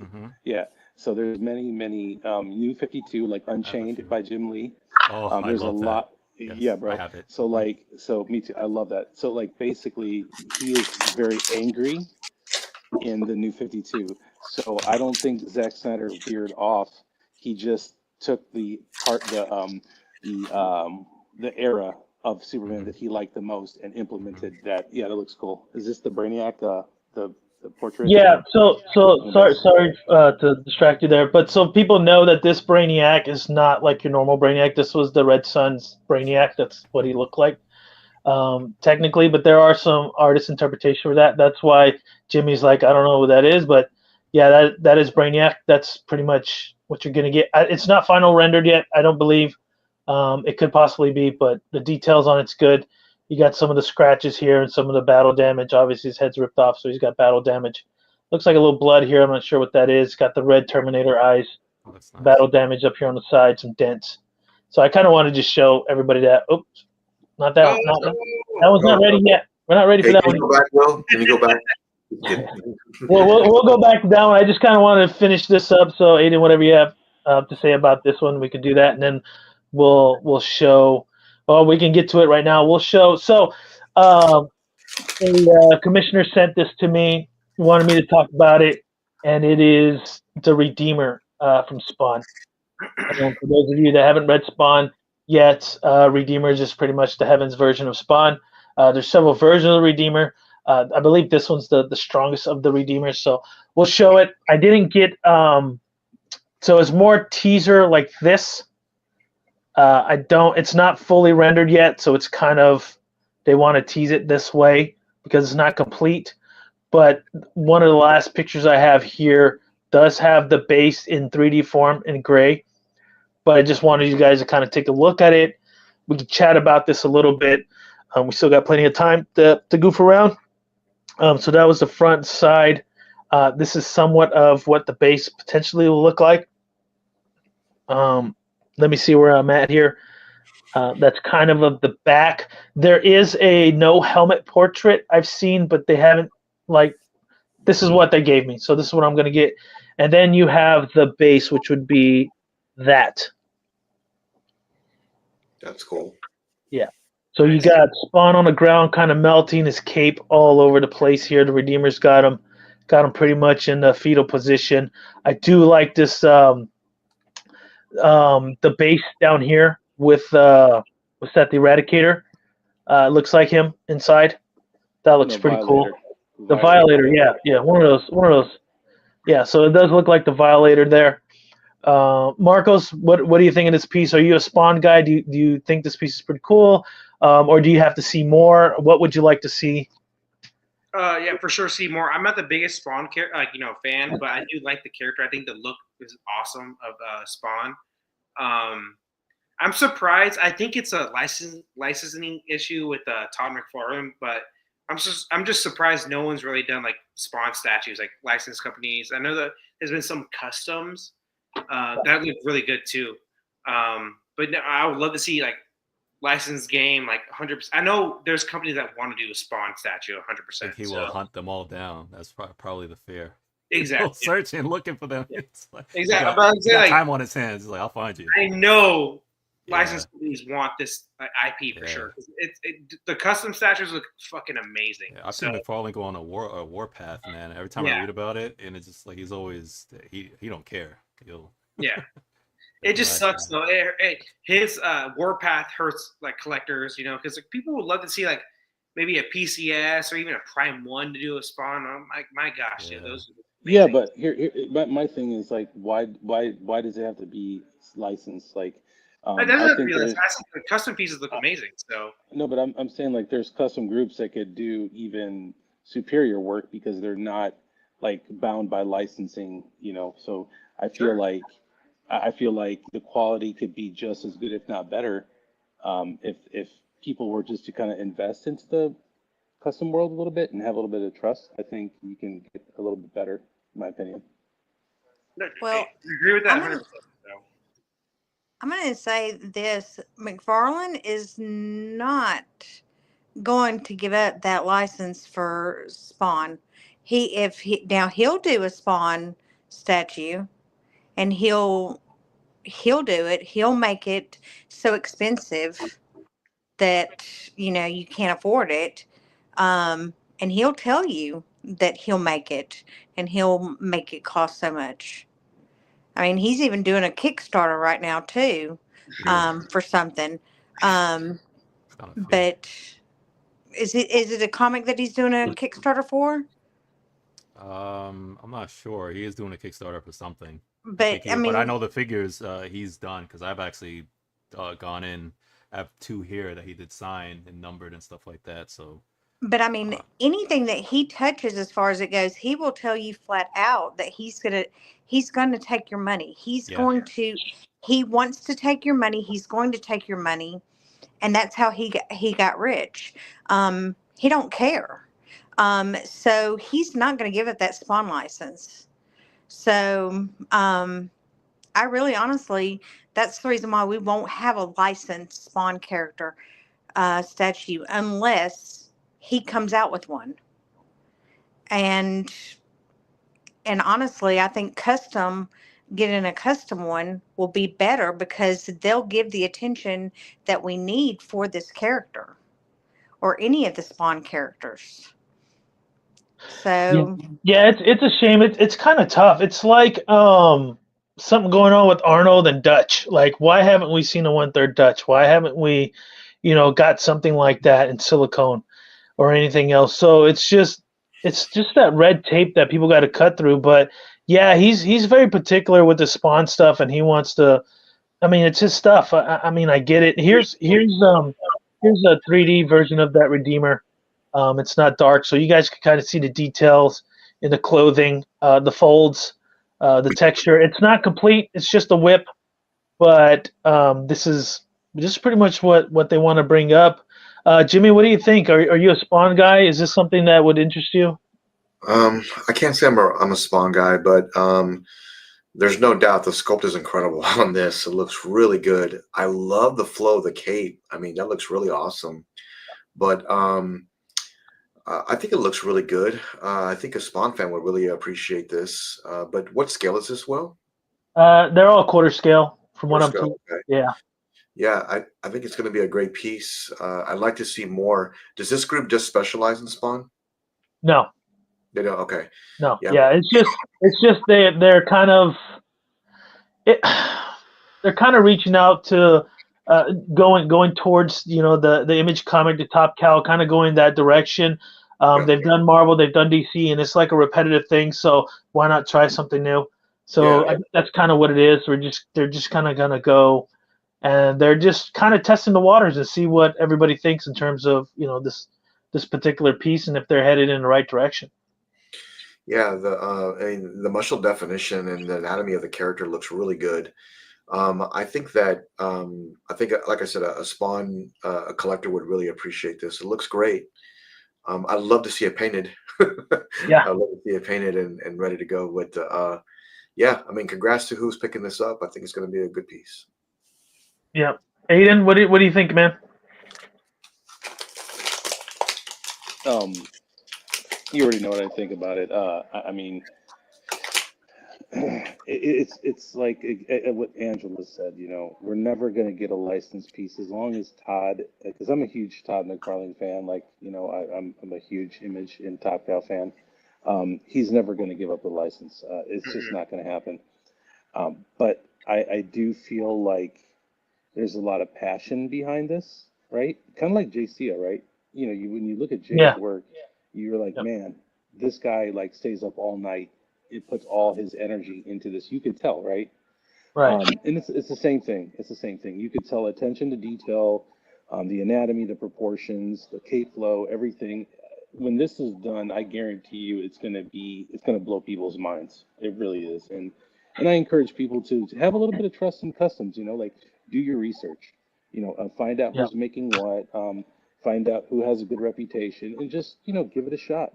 I mean, you can't lose anything. Yeah. And with the hobby the way it is right now, like a lot of, and believe me, I love Tweeterhead and I do love XM, but let's try to like give everybody a shot, because remember, XM started as custom. A lot of these studios started as custom. They all had they've been there, done that. So maybe give custom a shot and see what they have to offer. That's Right. that would that would be Well, my challenge. Just give them a shot, you know. so and if those people are watching or gonna watch are in doubt about customs, I'm a very big enabler. So you just come talk to me. You know, Freddie knows. Freddie, what do you think about the piece? Do we give you this piece? Are you gonna pick this up? What are you thinking? What are your thoughts? Um, I'm really liking the pose, the piece, and the, it's a shame. I like to see um custom pieces tackle this. Spawn in general, and uh, and the thing with McFarlane too, right? He's so tight. Every time he does a Kickstarter or he puts out pieces, it's he makes millions. Like he Yeah. goes whatever backing, if it's supposed to be 100% backing, he blows that out, and Yeah. it goes way beyond. And for every Kickstarter he's done a few. He hits in the twos, the three, the 4 millions, literally. Um, which is why he'll never, because if he does it, he knows he's gonna make a couple million off of the figures that he does in the statues. So there is a hunger for Spawn. Um, and even in 1/6, there's custom figures that have been done for Spawn, and those sell out. Um, and so I think anything with Spawn, I think will do great. It's just a matter of companies trying to tackle it, man. But I'm really liking this. Any versions of Spawn, anything in his world. I grew up with Spawn, and I don't think I'll pick it up. Um, I'll work on that. Well, I mean, I just give me a Spawn, give me a Violator. There's a couple pieces, but I mean, overall, Yeah. so Yeah. I'm not that. Let's put it like this: I'm a casual Spawn Yeah. person. Yeah. No, I agree. I give me agree. basic stuff. Until Zack Snyder comes out with a remake of Spawn, we're basically casual Spawn collectors. But I don't ever. I mean, I've seen one Redeemer. I don't know if that was licensed or McFarlane or custom with the angel wings. But I haven't seen anything like this. So, in my opinion, I'm with Jimmy in terms of the cape flow. I love the freaking cape flow. That's I think it's crazy. Yeah. great. I can't wait to see it like completely finished and colored and stuff. And I'm gonna tell you guys right now, I'm gonna push for it because I'm, talking about it here on my stream. I know we're not that big of a channel, but that's okay. We're a small, happy-go-lucky shenanigan family, and I love it. But I'm gonna ask them if I could do the full, the full review of when it's completely completed, like just kind of firsthand. ASV Collectibles will have the completed renders before they decide to PO if they're going to PO it, but it'll be completed and it'll be here on ASV Collectibles. So if you want to see that, subscribe, please. Well, I want to say something like the one thing is me being a huge Spawn fan, right? It's just like if you're like Marcos, and even Freddie, they're fans of Superman, right? So they know the lore, they know the character, they know the art. The thing about a lot of the custom groups, and I have a lot of appreciation for them, is they're missing the essence of the characters. That's why they don't sell out. If people can just read the comics and take the 2D form and put it into 3D form within reason and really capture the cross hatching, like even look at the Detective 1000, right? Remember Yeah. this the Batman he had. Do you notice how it has cross hatching on it? Yep. To mimic the artist's work. Yeah. That's what you have to do with these characters. You have to follow the line work within reason and implement into 3D form. Don't try to do artist interpretation. Follow the art. If you do that and you capture the essence of the character, it'll sell. Like great art sells. You just have to make people feel your work, right? It's not about technicalities. It's about, do you feel the art? Do you feel the passion behind the project? That's what sells it, right? And that's my opinion. If it's executed properly, it'll sell naturally. So I agree with you on that. I think it's great. I'm a pant back over here on the actual base, and I know it's just still dry form. But I'm just so curious on how well that spawn's going to come out there melting on the ground. I've seen the cover issue for this thing, and it's crazy, crazy. So I'm just curious on how it's going to turn out. Not only that, how will the factory, if it is produced, how will the factory tackle it, right? Because there's a lot of thin pieces there. I'm thinking they should go with a PVC resin. It's kind of like the Batman 1000 was, that big cape. It's more of a PVC resin kind of, so you can fold and bend it and it won't snap. Not too much, obviously. If you go too much, you're going to break it. But I think that's what's got to happen with the Spawn. But when it does, man, it's just going to be one of those epic pieces. And it also, being a quarter scale and the way the cape is flowing, it doesn't look like it's going to take up too much space. Yeah, no, I agree with that. So, right. So I used to read Spawn comics way back when. So I mean, now I guess I'm very casual when it comes to the I need to catch up and go back into it one day or whatnot. But for me, I'm a huge DC guy, and I could tell you, Spawn, man, it's a mix between, say, Constantine and, if you do Marvel, like Ghost Rider. I mean, they tap into that kind of the dark and the mystical. Spawn is really good. It really is, and it would be nice to have a Zack Snyder, whoever, man, just like to anybody, it don't matter, but just tackle it, because the casual fan doesn't really know anything about Spawn, and the people who know about Spawn are the people who maybe like me, and the diehards, like, oh, they're super into Spawn. I think Spawn needs to be, that it needs to be retouched again, right? To bring it out there into the world, so that, because if you read the comics right now, I'm telling you, man, it's crazy. Even the Redeemer Spawn, like I said, it's been a while since, but even just touching on that version of Spawn, and him, being called upon in the heaven. Look, it's really good. It's a good read. It's a good read. If you guys haven't read it, just find access to it. Go buy a comic book, find somewhere, and read the Spawn. Read the Redeemer. There's different kinds of Spawns, for those who don't know. Yeah, there are a lot of Spawns. Lady Spawns, there's a bunch of Spawns, and it's different stories. The Spawn it's literally the Image top. It's literally the symbiote version of Image comic Top Cow, right? That's literally what Spawn. There's so many of them that's pretty much what that is. Yeah. Snyder is kryptonite for Marcos. We can't mention Snyder for him. It's dude, the biggest fraud in Hollywood, so I just can't stand him. I'm sorry. But well, I'm glad. I'm thankful for the group sending me those images. I really appreciate it. I had another group that sent me an updated image of Evil Supergirl, so I'm going to put that up for you guys to take a look at. It's an updated on her armor and everything. Boys, it's not even renders that I know of is finished. They're like, hey, here's an update. We want to show it on the show. Can you show it? I'm like, I do whatever the hell I want. It's my show. I'm going to show it. I don't care. And take a look at this suit, man. Oh man! Look at you got they updated the shoulder pads on there. Wow.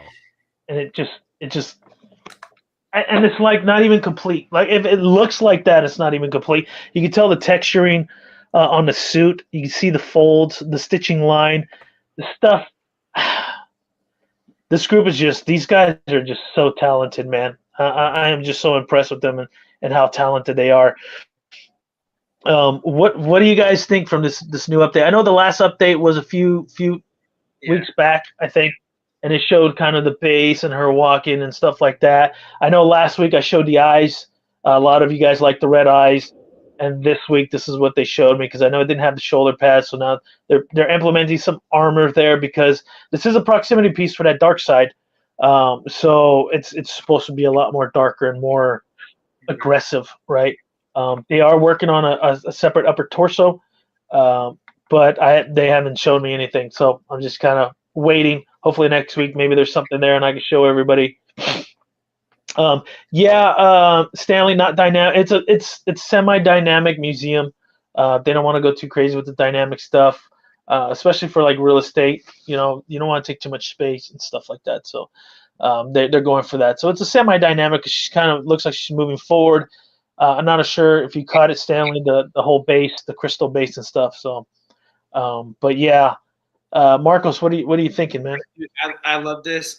Is it the suit mixed media, especially like the skirt area, or is it straight up sculpted only? For all I know, it's all resin. All right, okay, that's cool. No, it looks great though. Fucking hell, man. It looks great. I'm not a big fan of like in general Supergirl, like even if she's a good person or a bad person. But I love the skirt look. I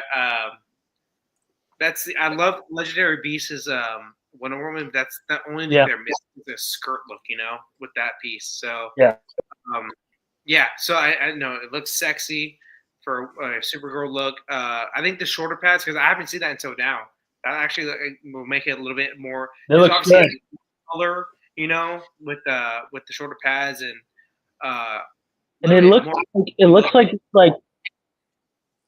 looks like there's some like stitching or emblem or something on the shoulder. I can't zoom in too much. Oh, there you go. I like the battle damage on the S. Look at that texturing, man, on the top shoulder and the smoothness on the bottom, and then That's just cool. the emblem. Something going on there on the shoulder. I can't really tell, but really good stuff, man. I think it looks great, man. Like fucking not home run part. Is this considered in the comics a Superman villain? Sort of. I know, Freddie. Your opinion. We've watched this where Darkseid but she lands on Darkseid on Apocalypse, and then Darkseid raises her, and then kind of goes after Superman, and he kind of convinced her to kind of be good, but then bad. It's a good. There's an animated series I think might be on Netflix. Freddie. What this world does not need is a teenager running loose, who's basically rebellious, and Superman knows this. You do even in real life, you don't want a rebellious teenager, a lady, and once she's rebel, I'm telling you, man, as war, and there's no Superman knows this, and Darkseid also knows this. Darkseid tried to take advantage of that because she comes into a situation now where, mind you, she was supposed to go to Earth to protect Kal-El. She got knocked off course, and this. I mean, we mostly know the story, right? She comes in late. Yes. Superman, he's pretty much an adult now. He's been through the ring. He knows his stuff. It's been, he's seasoned. And then here comes, his cousin who he's like, he didn't really know existed. And now she's trying to fit in on a planet. One, she has to deal with the fact that her younger cousin grew up. She's on a planet. She doesn't know what's going on. She doesn't know how to behave because, mind you, they're not even technologically advanced or anything like that. So it's, basically think of us like technology, and then we're going to live on a farm. So she's trying to fit in, and she doesn't know how to fit in with her newfound abilities and powers. And Clark, he doesn't do parenting. He's not a father, and she's a teenage girl. So, he's a guy. So she can't fit in, and she basically calls on the help of people who she knows, the Amazonians and things like that. And she's also trained by them. But long story short, what I'm saying, she doesn't fit in. She doesn't know where to belong. She's the hormones and everything like that. Darkseid comes in, takes advantage of her, stuff like that, warps her mind, twists her thinking, and whatever. Here we go, Dark Supergirl, right? So that's one version of it. There's one or two more versions, but lo and behold, I'm saying though, eventually Darkseid gets a hold with Supergirl and twists her mind. And again, in the comics, it's been done a couple of times where one of the most powerful beings out there, aside from Superman, is Supergirl, and in a couple of instances, she has beaten Superman. You know what I'm saying? Or come toe to toe, right? With Superman. She's very powerful. So Darkseid tries to use that. So she's not necessarily a villain per se, but just think again, a teenager who's confused by the influences of friends and life. They're not villains or anything like that. They're just teenagers, man. They're just just their mindset and their thinking and stuff like that. You got to bring them back to where they need to be. So I like that, the Supergirl, Dark Supergirl, and I really want it, and Aiden and these guys keep tempting me. So I'm eventually gonna get it. From what you see now, like this is the back of it. Like I said, still not complete.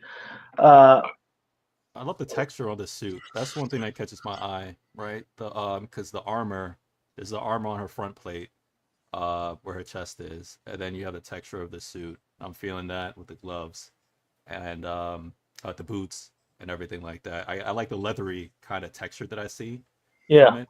yeah, And I'm loving the cape's way. I love her walk, her stride, because again, she shows confidence and power in her skin and who she is, and she's tough. Again, when you look at her, you're gonna think, man, like this is somebody you don't want to mess with, seriously. And I think this gives off that vibe. So I'm nice. feeling this right now. Yeah, yeah. You know, You think that's something potentially you might want to get with that dark side proximity as a proximity? Is that something you think that'll work well? Like potentially, man. This is man. People keep coming out with a lot of good shit, and you're just like, dude, I just like need space. I need, you know. But yeah, I do want to see a dark Supergirl with dark side, man. You know, yeah, yeah. I think it will go. You know, um, and again, are we putting the so it's so this is the back of it, the dark Yeah, Supergirl? this is the back of it, but it's not finished. Yeah, but it's the back of it. I can't remember when you showed the front. Did it have red boots as well? Was it black? No, it was just showing the skirt and a little bit of the thighs. Ah, okay. Yeah. Yeah, so far so good. Red cape with it. I'd have to see the whole thing. Um, Yeah, yeah, this is all I got. Potentially, like I said, yeah, once they finish the other upper torso, maybe some head swap outs, and they'll send me more stuff, and I'll show it. But just based off what you've seen today, I mean, I'm impressed. Like yeah, the artistry behind this is so good, so freaking good. yeah. And definitely the cape is not supposed to be long for Supergirl, obviously. So the length is great Right, for me. right. It's supposed to be, very Short. short. Yeah, it Yeah. doesn't drape like Superman. So Maybe if it was shorter, like up to her waist, that way we could see the goods. you know what? Whoa. I was actually just it did flash in my mind like literally a Calm split down, of a Will. second before you said it. I'm not saying I dislike this look at all. I'm not saying not to even go with it, but I am a fan of a shorter cape. Kind of, I'm not sure it would fit with this, but I'm just saying kind of in my mind where Yeah, like when a cape is probably like burnt off a little bit, but it's yeah, basically it's short. You can see her back, her assets a little bit more, so it's not draped fully down. The shorter right. one. But again, that's just what I'm thinking. I gotta see how it looks, but I like this cape. You Cool. know, Angela, what are your thoughts? I absolutely love this statue. I'm not a big, huge DC fan, but I absolutely love, love, love this statue. I think she has probably one of the most beautiful portraits. This is definitely going to be on my most wanted list as far as it goes. This new texture as far as it goes with the so suit. good. Um, I am loving the skirt. Um, very, very cool, very hot as far as it goes. So it does make her look very sexy. Um, a little bit grown up for the Supergirl as far as it goes, but definitely for evil Supergirl, yes, very confident. Um, I really like it. I think this is going to be a winner as far as it goes. Hmm. And I like the cape. I like how it flows. Maybe if it was up just a little bit higher, not necessarily shorter, but just maybe a little bit more upswept. Right. Um, I see what you're saying. just Yeah. just upswept, not shorter.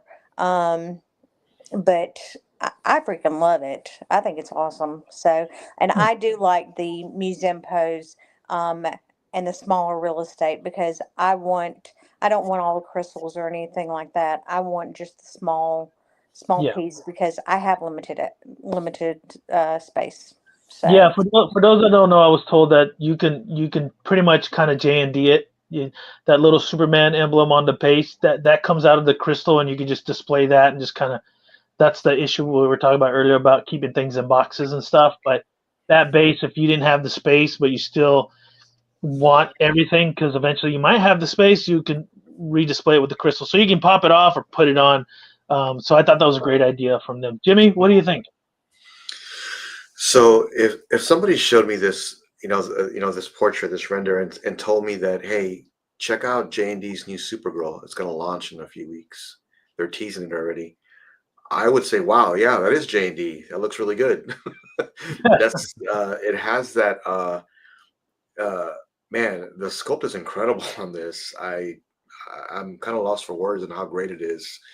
However, when you look at this, the folds in her suit and just the shine on her armor, the sculptor, you can tell, did an incredible job. Now, with that being said, can the factory deliver this type of quality, right? Can they take that render and deliver that? Because if they can deliver that, bro, this is hands down one of the best I've seen. And the more I look at that dark side piece, the more I realize how special it's going to be. I've seen it so many times, but I mean, you're looking at it now as a proximity piece for it. Yeah. I think this is going to be great with it, and if I had room, I'd have all of that. I'd have all of it too. But it's just great, man. This is a phenomenal piece. I can't wait to see this get into collectors' hands. And can you imagine this diode together in your collection? That would look really good. So I love the base and how small it is, and I can't wait to see this done and up in collectors' hands. Great piece. Yep. The art direction, I don't know whose idea it was to go with leather, black leather.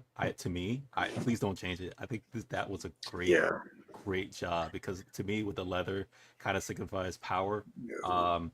Right. That leather, because the first thing I thought about, even though it's a different kind of leather, was Catwoman, but this kind of leather with the armor on top of it, I think looks great. Instead of just using just a regular fabric or the leather.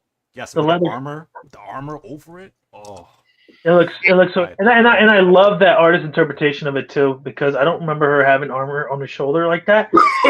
And everything's evil Supergirl. Now, one thing I would like, and I'm reading the comments there, is some people don't want the cape. So maybe if the cape would just sit on the shoulders, and then you can put the port and then take the cape off if you didn't want the cape. So back here over my right shoulder, you see 52 Prime 1 Wonder Woman. I don't have her cape on her, even though it's fabric. I like her without the cape. So you're gonna get that with evil Supergirl. Some people probably don't want the cape. Some people want short cape. I think the cape works for the length of it. And for this particular piece, you are right. If we went animated series, then it'd be a lot shorter, because they toss her around through her cape, and her cape's small. But I do like the idea of not having the cape on this particular piece. But either way it goes, it's going to look great regardless. Aiden, what do you think? No, and I'm told it's going to be, you can remove the cape. That's not a big issue. You can remove the shoulder pads. That's not an issue. Swap out torso. Different portraits. It's going to have a portrait stand. So it's going to have a portrait stand where it's like rectangular going back instead of being horizontal, so it takes up more real estate. So you're going to have the front part of the stand. You could put the bust, swap out bust, and then a portrait on top of that, and then the pedestal coming up higher, so you could put the third portrait on top of that. So you're going to be able to display this whole thing. And if you notice the wrists, the hands are clenched, right? Well, there's going to be swap out hands where they're clenched or open hand. And then the right arm, our left, you can have her hold in Superman's cape. So you're going to have tons of swap outs. Aiden, why do I feel like you're talking to me, man? See, now I'm talking. I think he was just using just so the panel knows, and people that are going to watch this later, and the chat group, Aiden is like the biggest network guy in the world. He talks to the same people I talk to, so he seems to have more information I do in terms of this particular piece. I just get the images and show it. So I didn't know about all those other things. I think it's cool, like holding Superman's hand and having different options and stuff. So hopefully, this group sends me those images, and we could talk about it more on another time. We are over the 2-hour mark, but I want to share one more thing. It's a bit of a surprise. And Marcos, I'm sorry, we're gonna have to do it next week, because I was gonna go really in depth with anime today. I get it. And we just kind of, this is just how the show is, man. We talk about, I bring these things up, we talk, we have a good time, And I really want to bring this.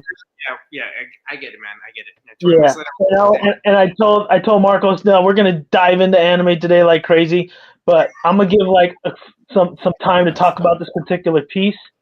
And we talked about it a little bit, but I really want to get in depth with this piece right here. Yes. It's the Sumi Yamamoto, Squad 13 from Bleach. He's the head captain. They're at the 1,000-Year War. I think it's like Volume 4 right now. This piece is freaking amazing for those that haven't seen it. I love this base down here at the bottom, so I'm going to zoom in. It was sold out. Let's get down to this. Wow. Yeah, Tsume made this. There is like a skull, just some. This is his like Bankai. One of his powers is he brings the dead back from all the people he's killed, and he's killed like 10,000 people. So they all kind of come out of the ground and fight for him. So that's kind of that picture right there. I'm gonna keep scrolling here over. So there's the side view. If you can see in the back, he's got like another skeleton crawling. Let me zoom in on that because I like that because it's like crawling over each other. Right there. So you can see that. Love that. I think that's freaking. I love this base. This base is so awesome. And it does have the lighting feature. You can see the cable sticking out on the bottom. You got the flame, so that's going to be freaking awesome. Love this piece. It does say it comes an additional head and the serial crystal with a scroll and a cover, so a display set. I did not know that until today when I was scrolling through it. Let me bring it back here. Let me scroll here. The other thing I wanted to bring up on this piece is that it was sold out. I did say it was sold out. And our good friend, or my good friend, well, I think he's a good friend, but he's been helping me out a lot. Todd from Spec Fiction, he found one, sent me the link, and I PO'd it. I put the deposit down. I had to put it. Thanks. So I don't have the screenshot of the PO I put, and I was going to put it, but I was just like, it's sold out. It's sold out quick. I don't know if it was like a day or two, Marcos. It was the exact day when it came out for pre-order. And the thing is that was super weird about this piece is that usually with Sume, they do sell out on their site, right? But they usually have like retailers in America, blah blah blah, that have it. This didn't have any retail. Like Josh from Common Concept, Todd didn't have it at all. Other retailers didn't have it as well. I'm like, what the hell is going on here? Right. It is, I think, 600 ES. 699, I think. Okay, yeah, I knew it was in that range. Yeah. So it's not a huge. And this is another thing with Sume, man. Like this line, I love this Bisuju line, man, because like I think they're coming out with the whole Zanpakuto line. Shorts. From what I read, they're coming out with the whole Zanpakuto Squad 13. So if you don't watch Bleach, watch it. It's good. Like I mean, the first season is kind of a little slow, but when he starts really getting into, his powers and getting his Zanpakuto and his Bankais and stuff like that, it really gets in depth. I love Bleach. Probably one of my top two. You have my top one. Bleach is probably top two, and then Dragon Ball. And it's an easy watch. It's not like certain animes that have 2,000 episodes. Don't say One Piece. Yeah, it's not. Yeah, you can get into 500 episodes of One Piece and still not get into it. So it's just no, stop! Don't even say that. It's the go. Bleach is just like right away. Yeah, action. Bleach. The issue with Bleach, everyone on Nerd Out right now. The issue with Bleach is that Ichigo wipes the 13 squads within the second arc, which is stupid as fuck. Don't ruin too much. No, he wipes all of them. He doesn't wipe all of them. Dude, he fucking wiped what's it, Kenpachi, dude. Like, what the hell, dude? Like, Kenpachi. You're gonna have to rewind. He didn't wipe Kenpachi. It was just kind of bro. No, come on now. He won. Win? Oh, did he win? Well, I feel that Kenpachi won. I don't think Ichigo won because he was down out. But Kenpachi's like laying there looking at his sword like he's still okay. Come on. I get what they're trying to do. Like he didn't use his Zanpakuto because he could never do it because like he didn't love his sword. But regardless, this dude should never. This is like huge nerd out. I'm sorry, people. But like, he should never have won half the fights he did in the second or third arc. Honestly. Look at Freddy. He's just like, no. I'm out of this one. We'll go into No, this for but another this 10 piece minutes. though, can we get back on piece? This piece is Yeah. amazing. It is. Like Will said, I think they're coming out with swords as well, right? Like replica swords. I think so. I think they're coming with a replica. Man, if they're doing a replica, they're gonna screw me so bad. I didn't want to get in this rabbit hole, man. Yeah. You know, I really didn't. Angelo, how do you feel about this piece? What do you think?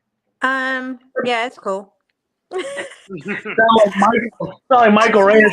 I don't do anime, so yeah, I think I like the base. Yeah, I think my question is more of, since you collect, so that means you have more of an artistic view on things. Artistically, how do you feel? I really like the base. I really like the skulls and the skeletons coming out. So I really do like that, and I like the light up feature. Because that does give it that for me. But as far as it goes to anime, I don't know anything about it, so I wouldn't even know where to even put it in my collection. I wouldn't even know what to even think about it. But I do love the colors of it. So yeah, I mean, I like the base because it tells a story. Right. I think we can get you to find a place for it. It doesn't have to be with anything. No. Hey, but Angela, no. Angela, It doesn't even go into my.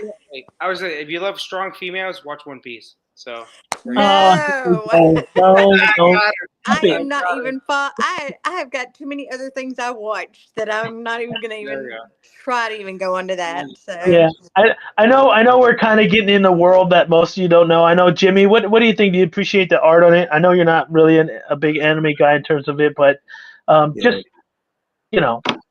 just your opinion.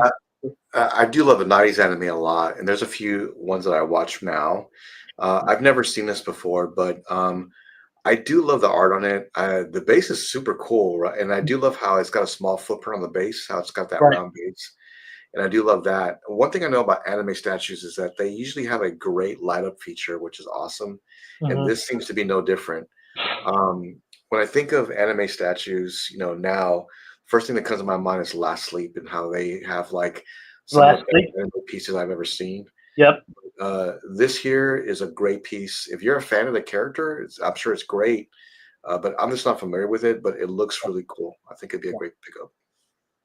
And I know I've been trying to instigate with Aiden to watch more anime. I know he's watched some stuff. Aiden, how do you feel? Have you ever even watched some of the Bleach yet, or no? That's kind of not your vibe. No, but I will say, Jimmy said exactly what I wanted to say.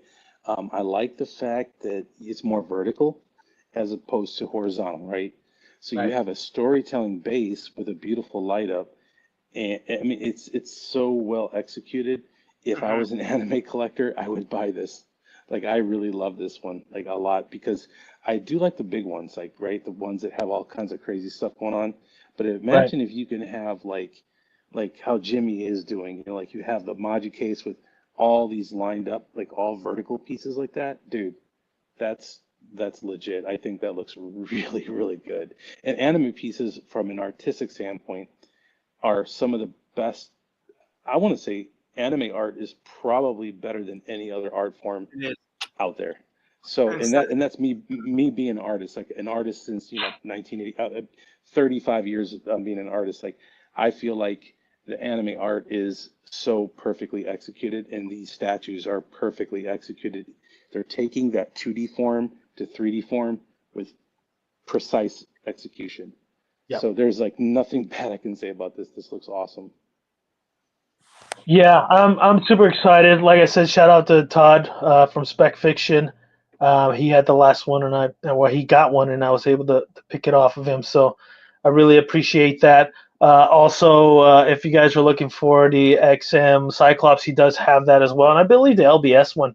Todd's got a lot of good stuff. I know you guys talked about it, Jimmy, on his page last night, of a lot of good stuff he has. So, but yeah, we're at the 2 hour and almost 20-minute mark. We kind of went a little far. I know Marcos and I want to geek out more on anime, so potentially next week we'll kind of get into that. Next week. Yeah, but I just wanted to show it. It wasn't like a live PO because it's one of those things where I had to jump on before it was gone because it sold out so fast. But I do want to thank everybody that's still on the chat. Stanley, Cypher was here.